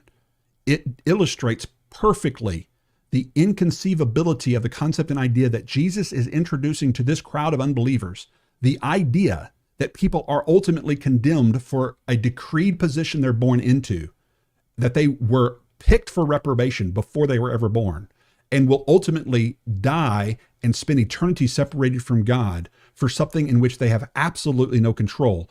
That is inconceivable to the mind of most people who haven't adopted that worldview. Matter of fact, it's inconceivable to many Calvinists, because many Calvinists talk about weeping like Piper does, weeping for 3 days when he's introduced to this concept. They talk about stages of grief you go to when you're first coming into Calvinism. They talk about the itchy blanket like Matt Chandler does that eventually becomes a warm blanket. They all have testimonies of how R.C. Sproul said he was drug kicking and screaming by the text into believing Calvinism because he abhorred the doctrine. He talks about how everybody naturally, by instinct, he would say, I guess by divine decree, everybody's naturally a semi-Pelagian, he says, or a Pelagian or semi-Pelagian, he says. That's you're born like that. In other words, God decreed for people to be born a semi-Pelagian, apparently, and it takes the Bible, according to him, to drag you out of your semi-Pelagianism into true biblical Calvinism. What's the dragging? What's the hard pill to swallow within Calvinistic system? It's this. And I don't have a right to question the major point of contention and debate with regard to teaching Jesus, our Savior, Jesus, the one we say represents the God of the universe to us here on earth, incarnate. Is he teaching this concept that God chose from eternity those he would effectually cause to believe, and he damned the rest to hell for something they have absolutely no control over? Is Jesus teaching that in this text or not? And I don't have a right to question its justice or the inconceivability of the fact that my opponent actually has taught on record that there are elect and non-elect infants, and actually has said, quoting from Augustine, that some enter into heaven to display his grace and others do not in order to display his justice. That's a direct quote from my opponent. But no, that's off limits. I can ask Leighton about his view on omniscience. I can ask Leighton about his views on the philosophical concepts of if Paul could have or couldn't have had received his call to apostleship. I can ask all these questions about Acts and the crucifixion, of God's plan of the crucifixion with regard to Romans 9. But no. Leighton can't ask difficult, hard to swallow questions for us. No, he's got to keep it simple for us. I'm debating your proof texts, already putting me at a disadvantage. Since when has White debated 1 Timothy 2:4 with one of us and been limited to only stay within the grammatical and semantic domain and range of Ephesians, 1 Timothy 2:4, or 2 Peter 3:9, or Ezekiel 18, or John 3:16, any of those verses that we consider as some of our favorite proof text? No, I'm standing toe-to-toe with one of the most accomplished debaters from the Calvinistic worldview on their topic of choice, on their verse of choice, and yet I am being hogtied to say, you can only use a Greek New Testament first and foremost, is what he first said. And you can't bring in other passages or refer to other passages to help support your view. And heaven forbid you ask hard questions which are emotionally charged, because heaven forbid it might hurt somebody's feelings. Goodness gracious, folks. If you really believe this is truth, then stand up and defend it, for goodness sake, and stop running and hiding behind moderators in order to run away from the hardest questions that your system has to face. Yeah, I realize that the subject of the debate is not something you want to pursue. You just said admitted that you are changing the topic of the debate. There must be questions. Yes, I think they should be about John 6:44. Uh-oh. But there must be clear, pithy questions that allow for pithy. I think, Dr. White, I think that you want to avoid that particular issue. Is it true that you want to avoid that particular issue because you point out, I'm even not to gonna John answer this MacArthur question. and John Piper's view, you point out the reasons that you don't think they're correct, points to the very point of up for debate with regard to unconditional election? No, it has nothing to do with John chapter 6 at all. It has to do with your interpretation of John chapter 6, believing that Jesus is completely other teaching. subjects that we do not have time to make presentations on that will be useful. This is simply your way to avoid the fact that you can't deal with John 6. Okay, all right, I have to call a timeout. For the moderator to step in at this point and have to redirect the conversation is just further indication that Flowers has wandered so far away from the topic of debate tonight. Okay, that's assuming the moderator is unbiased. And I know for a fact he's not. In fact, he sent a picture of my book that came to his office to Dr. White and apparently told him that the printer on the box was the 48-hour printer. And so he put out a mocking tweet saying that that was my publisher, this 48-hour, such a scholastic book that Leighton Flowers is just producing by that scholastic group called 48-Hour Books. And that was just the printer. The publisher, as many of you know, by the way, I meant to bring up my book earlier. There's the new book there, drawn by Jesus. For those that don't get it, it's available now, so you can go find it. It's published by Trinity Academic Press, as you can see right there. And so, which that's from Trinity Seminary, trinitysem.edu. If you're looking for a higher theological education, you should go check it out. And so he does this, and that makes me wonder, okay, what else is Evan sending to Dr. White? And again, I told Evan that makes him look bad when things like that happen. He was apologetic about White doing that. He didn't think that was good that White did that, but it still made me skeptical as to whether, and Evans had obviously Dr. White at several of his debates there. So I'm assuming they've gotten to know each other. He's a Lutheran, and Lutherans tend to lean somewhat Calvinistically on at least some of the points with regard to John chapter 6. So is Evan completely unbiased with regard to these things?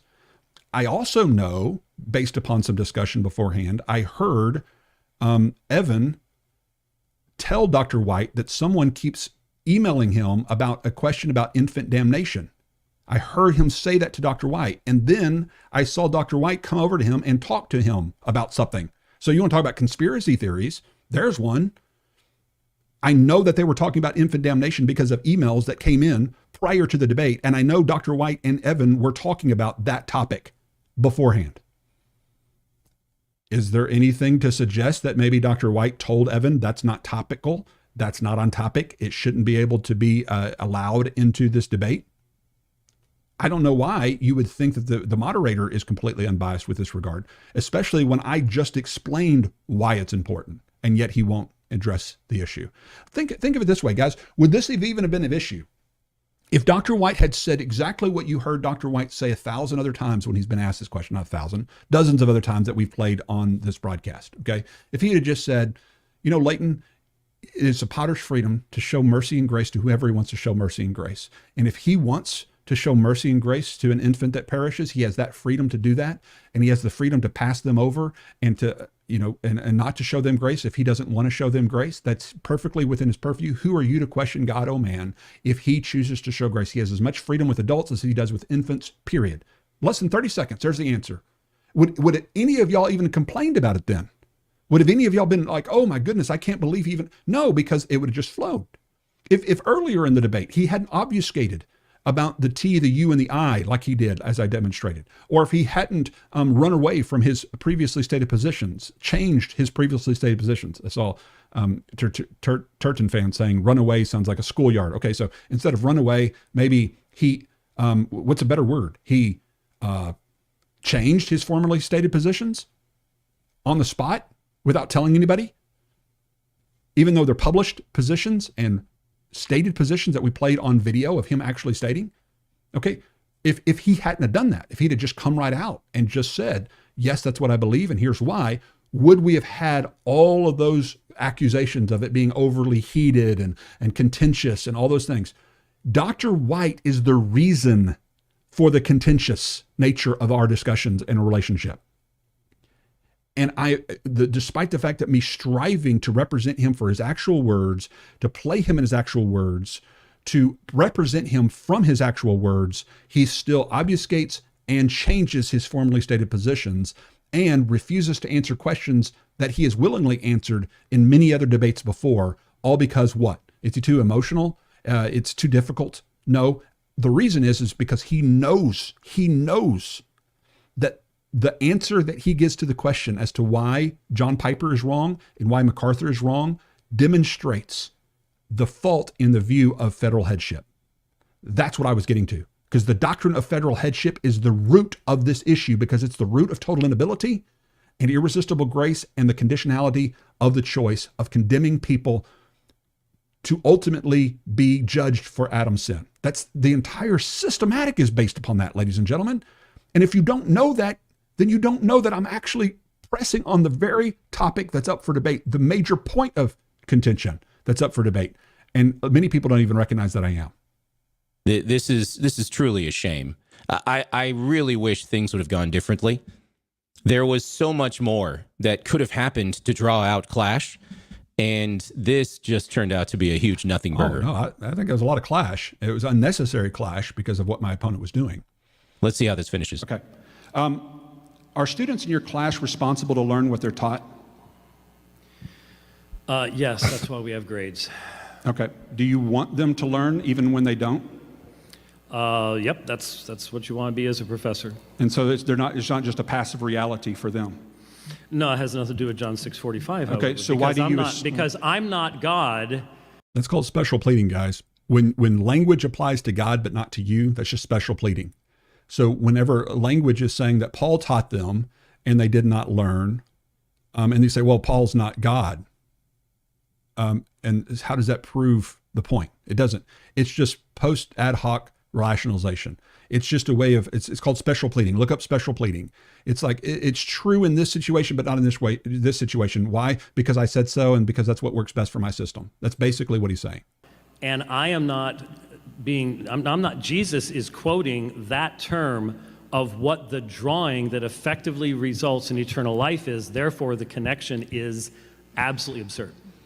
In Jeremiah 32:33, it says, they turned their back on me, not their face. I taught them repeatedly again and again, and they would not listen. How does that fit in with your interpretation here of verse 45, saying that it's just a passive reality? Oh my gosh! He finally asks a question worth asking. Yeah! Thank you. This is what I'm talking about. That's what we need to see. Let me play this one more time. In Jeremiah 32:33, it says, they turned their back on me, not their face. I taught them repeatedly again and again, and they would not listen. How does that fit in with your interpretation here of verse 45, saying that it's just a passive reality? Okay, now, while I obviously would disagree that the other questions did not have relevance for reasons that I've already stated, he acknowledges that it was a good question, and I'm not playing all the answer to it, just time's sake here. But Dr. White basically refers to another passage in Jeremiah to try to support his position versus answering that obvious question, that if he's teaching over and over again, he's striving to teach. He's wanting to teach them again and again, but they're turning their back. That also in Isaiah 55 that we talked to, incline your ear to hear, eat that you may live. And he actually equates the eating with the listening, just like John chapter 6 does. Those passages out of the Old Testament are devastating to the Calvinistic interpretation as far as I'm concerned. And Dr. White never gives a good explanation, as far as I ever heard, as to how those verses could be interpreted from a Calvinistic vantage point. That doesn't mean that they don't exist, but he never supplied those in the debate, even in response to my questions.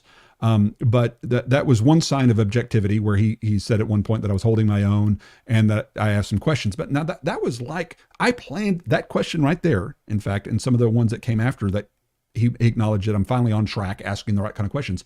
Those were all planned to be within my first 10 minutes. I didn't get to a lot of the questions I wanted to get to because of the obfuscation and the redefining of his formerly stated positions. And so I know that it's on me, the one who's conducting the cross-examination, to get my opponent to move along. But if he's changing his view on the spot and he's obfuscating about what the T recognizes, oh no, that's not Calvinism, that's biblical theology, and things like that, and you're just going, okay, whatever. Stop nitpicking my arguments and answer me, please. When you get to that point of frustration, the frustration is on the one who's doing the obfuscation, not on the one who's trying to do good cross-examination. Just keep that in mind. Listen to what Nate says here in closing.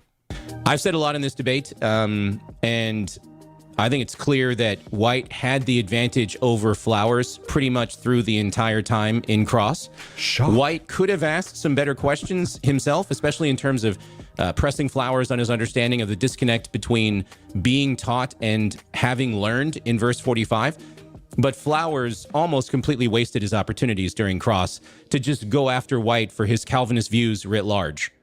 Now, I did. Now, notice he says his Calvinist views at large, like the T and the I, which, as I demonstrated by showing you that video, that's what Dr. White is basing the U on, is that he says because they're totally unable, unless irresistibly graced, that assumes unconditional election must be true unless you're a universalist. That's White's claim. And so for me to focus on the T and the I is perfectly in line with what's on topic. Nate doesn't get that. And some of you don't get that. Some of you watching this still don't get it. And I still see your comments. Oh, you're totally off topic. Still coming up, even after I've just explained it to you. He who has ears, let them hear. This is a really good example of being hardened. Many of you are hardened in your Calvinism. You're hardened in your worldview, so much so that you can't hear a reasonable person clearly demonstrating where White went off the rail and where White changed his formerly held positions, where White accused me of being off topic when I obviously was not off topic. And even with evidence placed right there in front of you, your eyes are glossed over. Your ears are plugged shut. I'm not trying to say you're lost, by the way. I'm saying even Christians can become calloused and hardened so that they can no longer see, hear, understand, and turn from their previously held positions because you're so locked into your worldview. And I'm asking you to do what Nate did not do here in this review.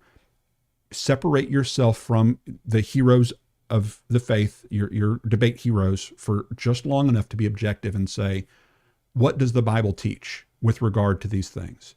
Is Jesus really teaching this group of unbelievers, hey, you were born unable to believe by default because that's the way I decreed it to be, unless you were picked before you were ever born and caused to believe by an irresistible work of grace?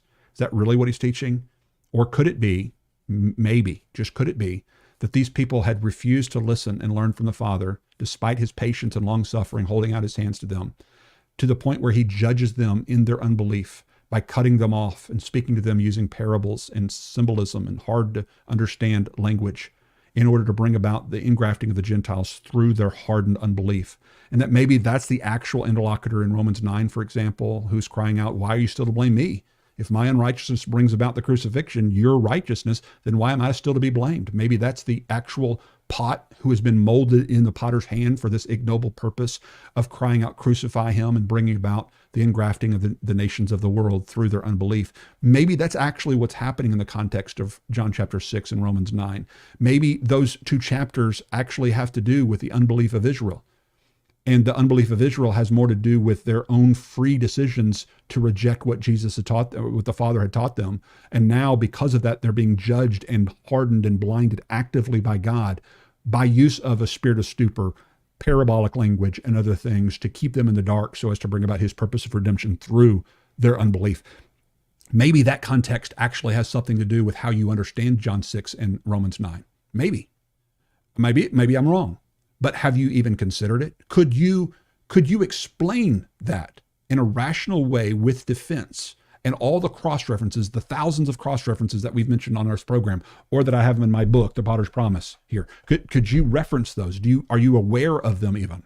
Because most of you watching this program who are Calvinists have no clue what scholars from the other side think. You know what the surface level, quote unquote, Arminians in your little Southern Baptist church or your little neighborhood who claim to be Arminians of some sort, you know what they may say on some website here or there. But many of you have not taken the time to really address the best of the best scholars from the other worldview. And I'm challenging you. Do it. I dare you to actually get outside your echo chamber enough to read the best of the best scholars from the other side and consider what they're saying and ask yourself the question, what if I'm wrong? What if I'm wrong? What if what Jesus taught was not about unconditional election and irresistible grace? What if it really was what Leighton is saying it's about? Maybe I'm misrepresenting God's character by suggesting that he doesn't love everybody, that he didn't send Jesus to die for everybody, that he doesn't genuinely desire for the salvation of every man, woman, boy, and girl. Maybe I'm misrepresenting the glory and the goodness of my God because of a tradition that I've been taught from Augustine, who was a former Gnostic, who was the first one, even by Calvinist own estimation, to teach these doctrines in the church in the 5th century. Almost 400 years after Jesus walked on earth. 400 years ago, where I'm sitting right now, Comanche Indians were right outside my window. Think about what happens over 400 years of time. And yet it was 400 years after Jesus walked on earth that we see for the very first time, even according to Calvinistic historians' own estimation, that these specific kinds of doctrines were being taught within the church. And you haven't questioned them? You haven't objectively evaluated them? Nate, have you? I'm asking you as a brother, have you evaluated the claims? Because if you're wrong, think about the implications. Now, if I'm wrong, I'm decreed to be wrong. If I'm wrong, it's because God has sovereignly and unchangeably decreed for Leighton Flowers to misunderstand his scriptures. And so I have at least that to fall back on, but you don't. Folks, if you're wrong because of your own fault. You did this. You have misinterpreted God's word. And I'm calling you to reconsider so that you can understand the goodness and the glory of God as I believe it's truly been taught in the pages of Scripture. Let Nate finish up here. Watch the opening statements and rebuttals and flowed them. And I do have opinions about who performed better overall in the entire debate. And I'm going to discuss those with my Patreon members. But for now, I'll say White clearly outperformed Flowers in cross-examination by any objective measure. I love that he calls it, it's kind of cute that he calls it objective. But nevertheless, I would love if any of you are patrons. I'm not a patron of Nate, so I'm not going to be able to see his evaluation of the overall view of the debate. I may be shocked and surprised that he thinks I did better in the overall debate.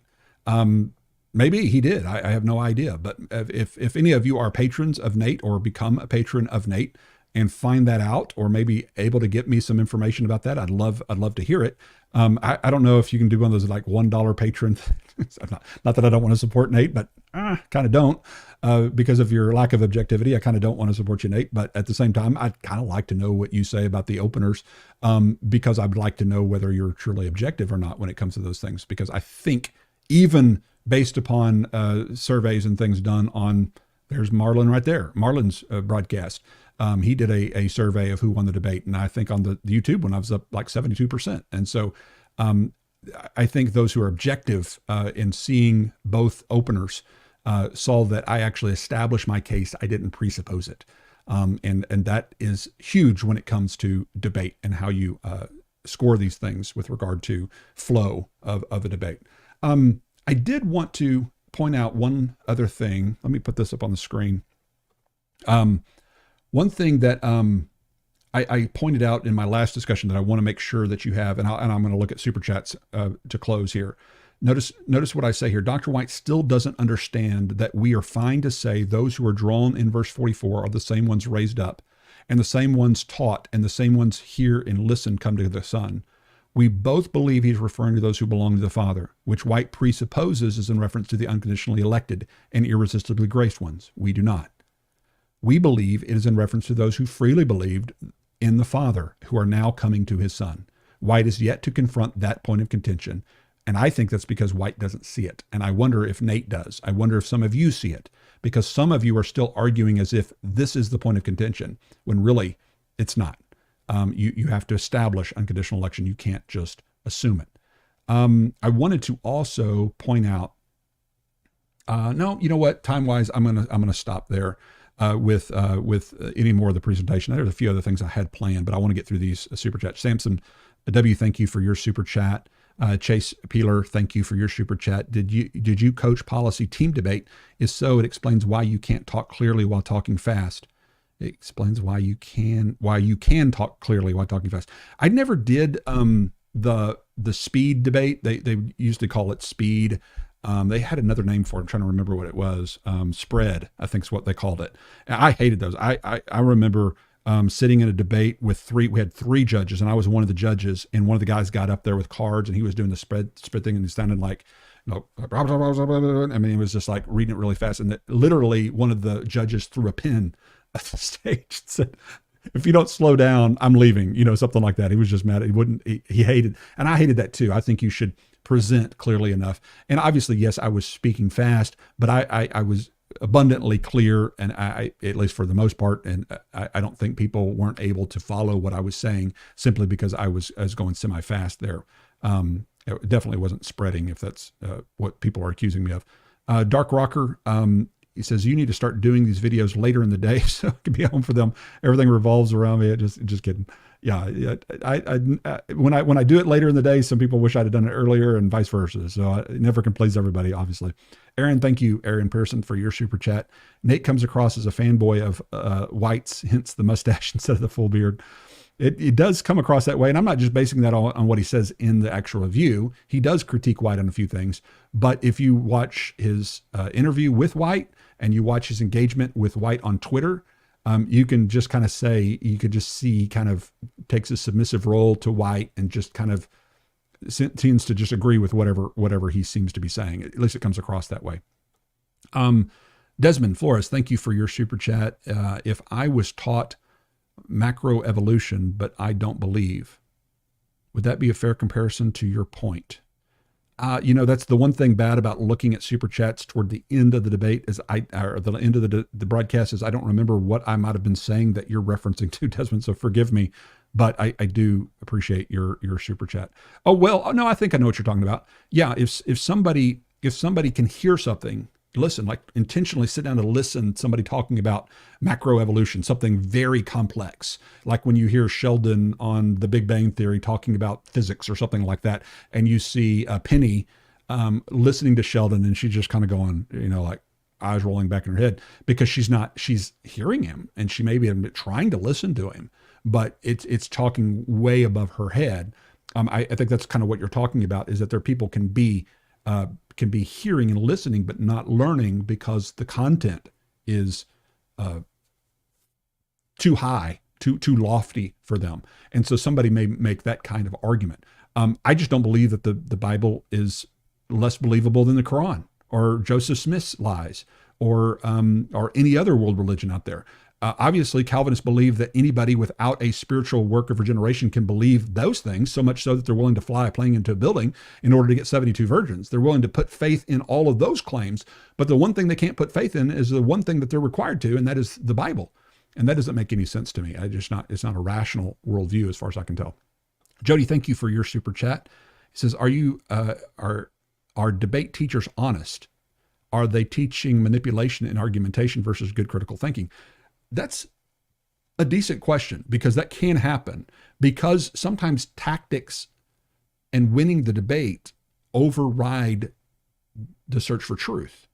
And so, for example, I remember I had just left the debate world when a topic about abortion came into the view, which I was really surprised they picked that as one of the questions of the debate for, I think, college students at the time. And because you had to debate either affirmative or negative, and sometimes you wouldn't know until you walked in the room which one you were assigned, and how hard it would be to debate something you morally stood against. And that would be one of those things that even ethically some people might not be willing to do. Like, I'm not going to debate in favor of abortion as a pro-life advocate, even though I have the capacity to do so. In other words, I have the skill set to debate in favor of the woman's right to choose to have an abortion. But I never would because of my convictions. And so when it comes to things like that, you talk about tactics to win the debate. So somebody who actually may believe in the woman's right to choose to have an abortion or not, that side may actually debate on the side for the right of life and not abortion. And they don't really believe it, but they're using whatever tactic it requires to win, even though they don't actually support the view. And then it's the tactics supersede the truth. And that's the difference between Christian debate over a text. We're hopefully not trying to just be tactical to win the argument, but we're trying to be as clear as possible in order to demonstrate truth so that people can understand truth and possibly accept it. Amber Monroe, thank you for your super chat. Death Rocker 06, thank you for your super chat. From what I understand, there is no verse in the Bible that explicitly says a person has to be regenerated first. Absolutely, you're exactly right. The Calvinistic doctrine is so easily refuted. Correct me if I'm wrong. No, you're right. That is an Achilles heel. So much so that even many Calvinists that we have quoted from here don't try to say regeneration precedes faith. Some of them say there's an effectual calling of sorts, but they have moved away from the regenerative terminology because they recognize that it's not supportable biblically. And we've quoted from that in other times. Mark, thank you for your generous super chat there. Calvinism only works by taking God's word out of context, redefining biblical terms, submitting to intellectualism, redefining Calvinism to win debates, gaslighting non-Calvinists, cherry-picking his word, and repeating unbiblical talking points. Well, that's certainly true with the way White defends it. I wouldn't say that every Calvinist is defending it using those means, but it's definitely true of James White, as we've demonstrated. Dr. Al Garza, thank you for your super chat. By the way, Dr. Al Garza has a channel, and he is a linguist, and so he knows the languages, and he does some really good critiques and evaluations of the debate that I really encourage you to go watch if you haven't already. So thank you, Al. I appreciate that, brother. Joel Ramos, thank you for your super chat. How dare you ask questions about James's presuppositions? Exactly. And that's the way it feels. He's like, he can ask me about my presuppositions in debates. He can ask other people about their presuppositions or the implications of their system in their debates. It's fine. But if Leighton does it in his debate, no, that's against the rules. It's what's good for you is not good for me, right? And that's the double standards that you'll see oftentimes. Solidary Emmy, thank you for your super chat. There's Tracy and Tommy. Thank you, brother, once again for your very generous super chat. And Tommy is one of our supporters. He's one of our patrons. And if you would like to give and support us, I appreciate those who do help make this happen. And so thank you very much for that. He's under Tracy's account there, but I know that's Tommy and Tracy. So it says, Alice in Wonderland syndrome. In a debate about unconditional election in John 6, Leighton is allowed to talk about unconditional election. Oh my, that's right. It's just like, it's not just about John 6. It's about unconditional election. So you have the right to push on implications of the doctrine of unconditional election in order to establish why or why not to believe that that's what Jesus is teaching in this text. That's just a given. So people should understand that. Pastor Ted Hugelis, thank you for your super chat. I stopped watching that guy in the middle of the review because of his bias.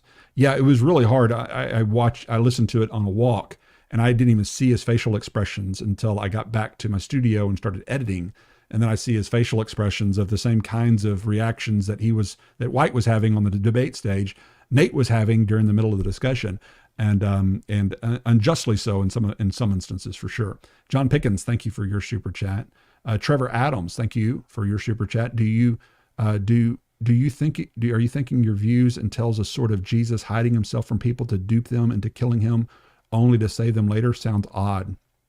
Well, I don't know that I would put it in that verbiage, obviously, but I would put it in the verbiage of, as Jesus said, he weeps over them, saying that only you would know on this day what has come for peace, but now it has been hidden from your eyes. Romans chapter 11, that God has sent them a spirit of stupor, eyes that they cannot see, ears that they cannot hear.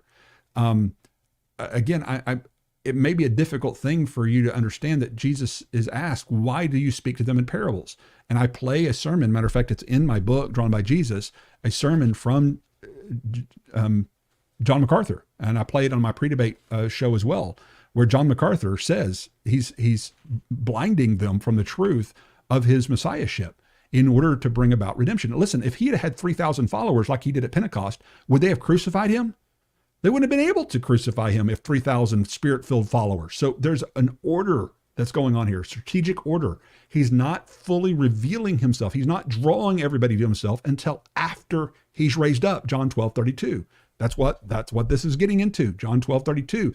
After I'm raised up. So there's a time to be drawn, and everybody will be drawn, but it's not while he's still on earth. He has a task to accomplish first. So great question. It can sound odd, especially if it's worded in such a nefarious or a negative way like that, but it is just a biblical reality. It's just a biblical truth that the truth of his messiahship, his identity, is being hidden by the use of parabolic language, the spirit of stupor, and other such things in order to accomplish his purpose through their rebellion. That's just a biblical concept. And it's largely the reason that I think a lot of Calvinists are Calvinists, because they don't understand that context and they misapply many of those verses having to do with that. Let's see, Seth Jocelyn, thank you for your super chat. I don't want to seem biased. However, White looked very unprepared and wanted to circle around the argument without landing on anything. it felt like that to me at points too. I remember vividly thinking while I was listening to his opener and some of his rebuttals, is like, he must really not feel well, because I listened to his debate with Steve Gregg and with Michael Brown, and there were some things I was expecting him to say and to bring up that he never even hit on and brought up, that I think are even stronger points of his view. And I really don't know why he didn't go that way, or why. Again, he may have felt bad. I don't know. But I recognized it even in the debate. I'm thinking, he's not bringing his A game here. And I felt that way. But some people didn't recognize that. Some people did. Just how it happens. Dustin, thank you for your super chat. Is your next debate with White going to be on Ephesians 1 in Greek only? Well, Dr. White has said on Twitter that he's asked 3 people to punch him in the face if he ever even considers debating me again. So Dr. White would rather get punched in the face and then have to debate me again. I'll take that as a win. So that's a good thing when your opponent so much doesn't want to ever debate you again. He would rather be punched in the face 3 times than have to debate you again. You probably had a pretty good showing. So I'll just take that as a compliment. But I think that we've covered that enough, and I'm ready to move on. People are saying, move on from the debate, move on from this. Listen, I created this website for the ability for me to confront these issues without it interfering with what I do elsewhere in other ministries, and what I do with Trinity Seminary now as a full-time professor of theology. I don't teach all these doctrines in all my classes. I only teach these doctrines in the classes that are geared obviously for soteriology. And when I travel and speak, I very rarely speak on this topic unless I'm asked to come and speak on this topic. I created this page so that I could have these kinds of theological discussions and banter for 2 hours with you fine folks here in the middle of the afternoon on a Monday. And so, yeah, when a well-known apologist, Calvinistic apologist, brings us up and critiques us or tweets about us or does a broadcast on us, we're going to answer those arguments. Unapologetically, I'm doing that because I want people to understand the love of God for all people. That is my obsession. My obsession's not with Dr. White. In fact, if any other notable Calvinist out there was talking about me, I'd be doing broadcast on them. Okay? So it's not about me being obsessed with Dr. White. It's about me being obsessed with the love of God for all people. I'm obsessed about that doctrine. And any Calvinist, especially one of note that people are being influenced by, is bringing us up and critiquing us in a public format, as James White has done repeatedly, then yeah, he's going to get a lot of our attention because he brings us up. If some other notable Calvinist starts bringing us up, you'll probably see a lot less of James White, and you'll see more of whoever that person is, which is why I suspect some of them don't bring us up all that often, because they don't want to be the target of our critique, maybe. Who knows? I can't psychologize why people do what they do, but nevertheless, many people don't engage with our content like Dr. White does. And I'm actually grateful for that. He has pushed me to write this book, The Potter's Promise, which is really standalone. It doesn't really engage much with the Potter's Freedom from him. But I named it based upon my preparation for my debate with him. And this really gets into my coming into and out of Calvinism, and kind of what, and my verse by verse commentary of Romans chapter 9. And then, of course, God's provision for all has nothing to do with James White. It doesn't even have Calvinism mentioned in the bulk of the book. It's more of just a defense of traditional or provisionistic soteriology. God's provision for all. God's good, and he's demonstrably good, and we believe he's good because he does provide for all people, not because he has to, like I was pointing out in the debate question. I don't believe God has to do it. Just because I believe he does doesn't mean I believe he has to, or he's obligated to, or something like that, like Dr. White accuses us of believing. And then, of course, this book that just released, Drawn by Jesus, I did reformat it to make it a little thinner. The way that they formatted it in this first copy, if you like bigger print and more space to write notes, you can get this one from me next time you see me at a conference, because I'll bring these with me. But the one that's for sale on Amazon, basically the content's all the same. It's just reformatted to be a little more this size, a little bigger than that, but a little bit more, like 250 pages versus the 400 pages of this one. So that's the only difference between the two. But they're available online at Amazon right now. In fact, I need to go back and put a link in the show notes for Drawn by Jesus for Amazon, because I haven't added that to my show notes yet. So I'll go do that right after we're done here. So let me remind you, as we say always, go now, share Christ, and show love. Oh, I forgot. Be tuned in and watch Twitter. If you're not following me on Twitter, Soteriology 101 at Twitter. Facebook, same thing, Soteriology 101, Facebook, because we're going to be announcing a new broadcast. Because people want us to talk and to preach and to teach about things other than soteriology and Calvinism and Arminianism and all that entails. And so we have listened. And I want to start teaching, because now I'm not working with Texas Baptist anymore. I've got a little bit more time, that I want to start teaching on other topics on another broadcast. Notice I'm not going to just do it on this broadcast. Why? I want to keep it separate, because I want us to be able to focus on other topics that don't get into contention over this particular doctrine. And so stay tuned for that. More information is coming very soon. Until then, go now, share Christ, and show love. God bless.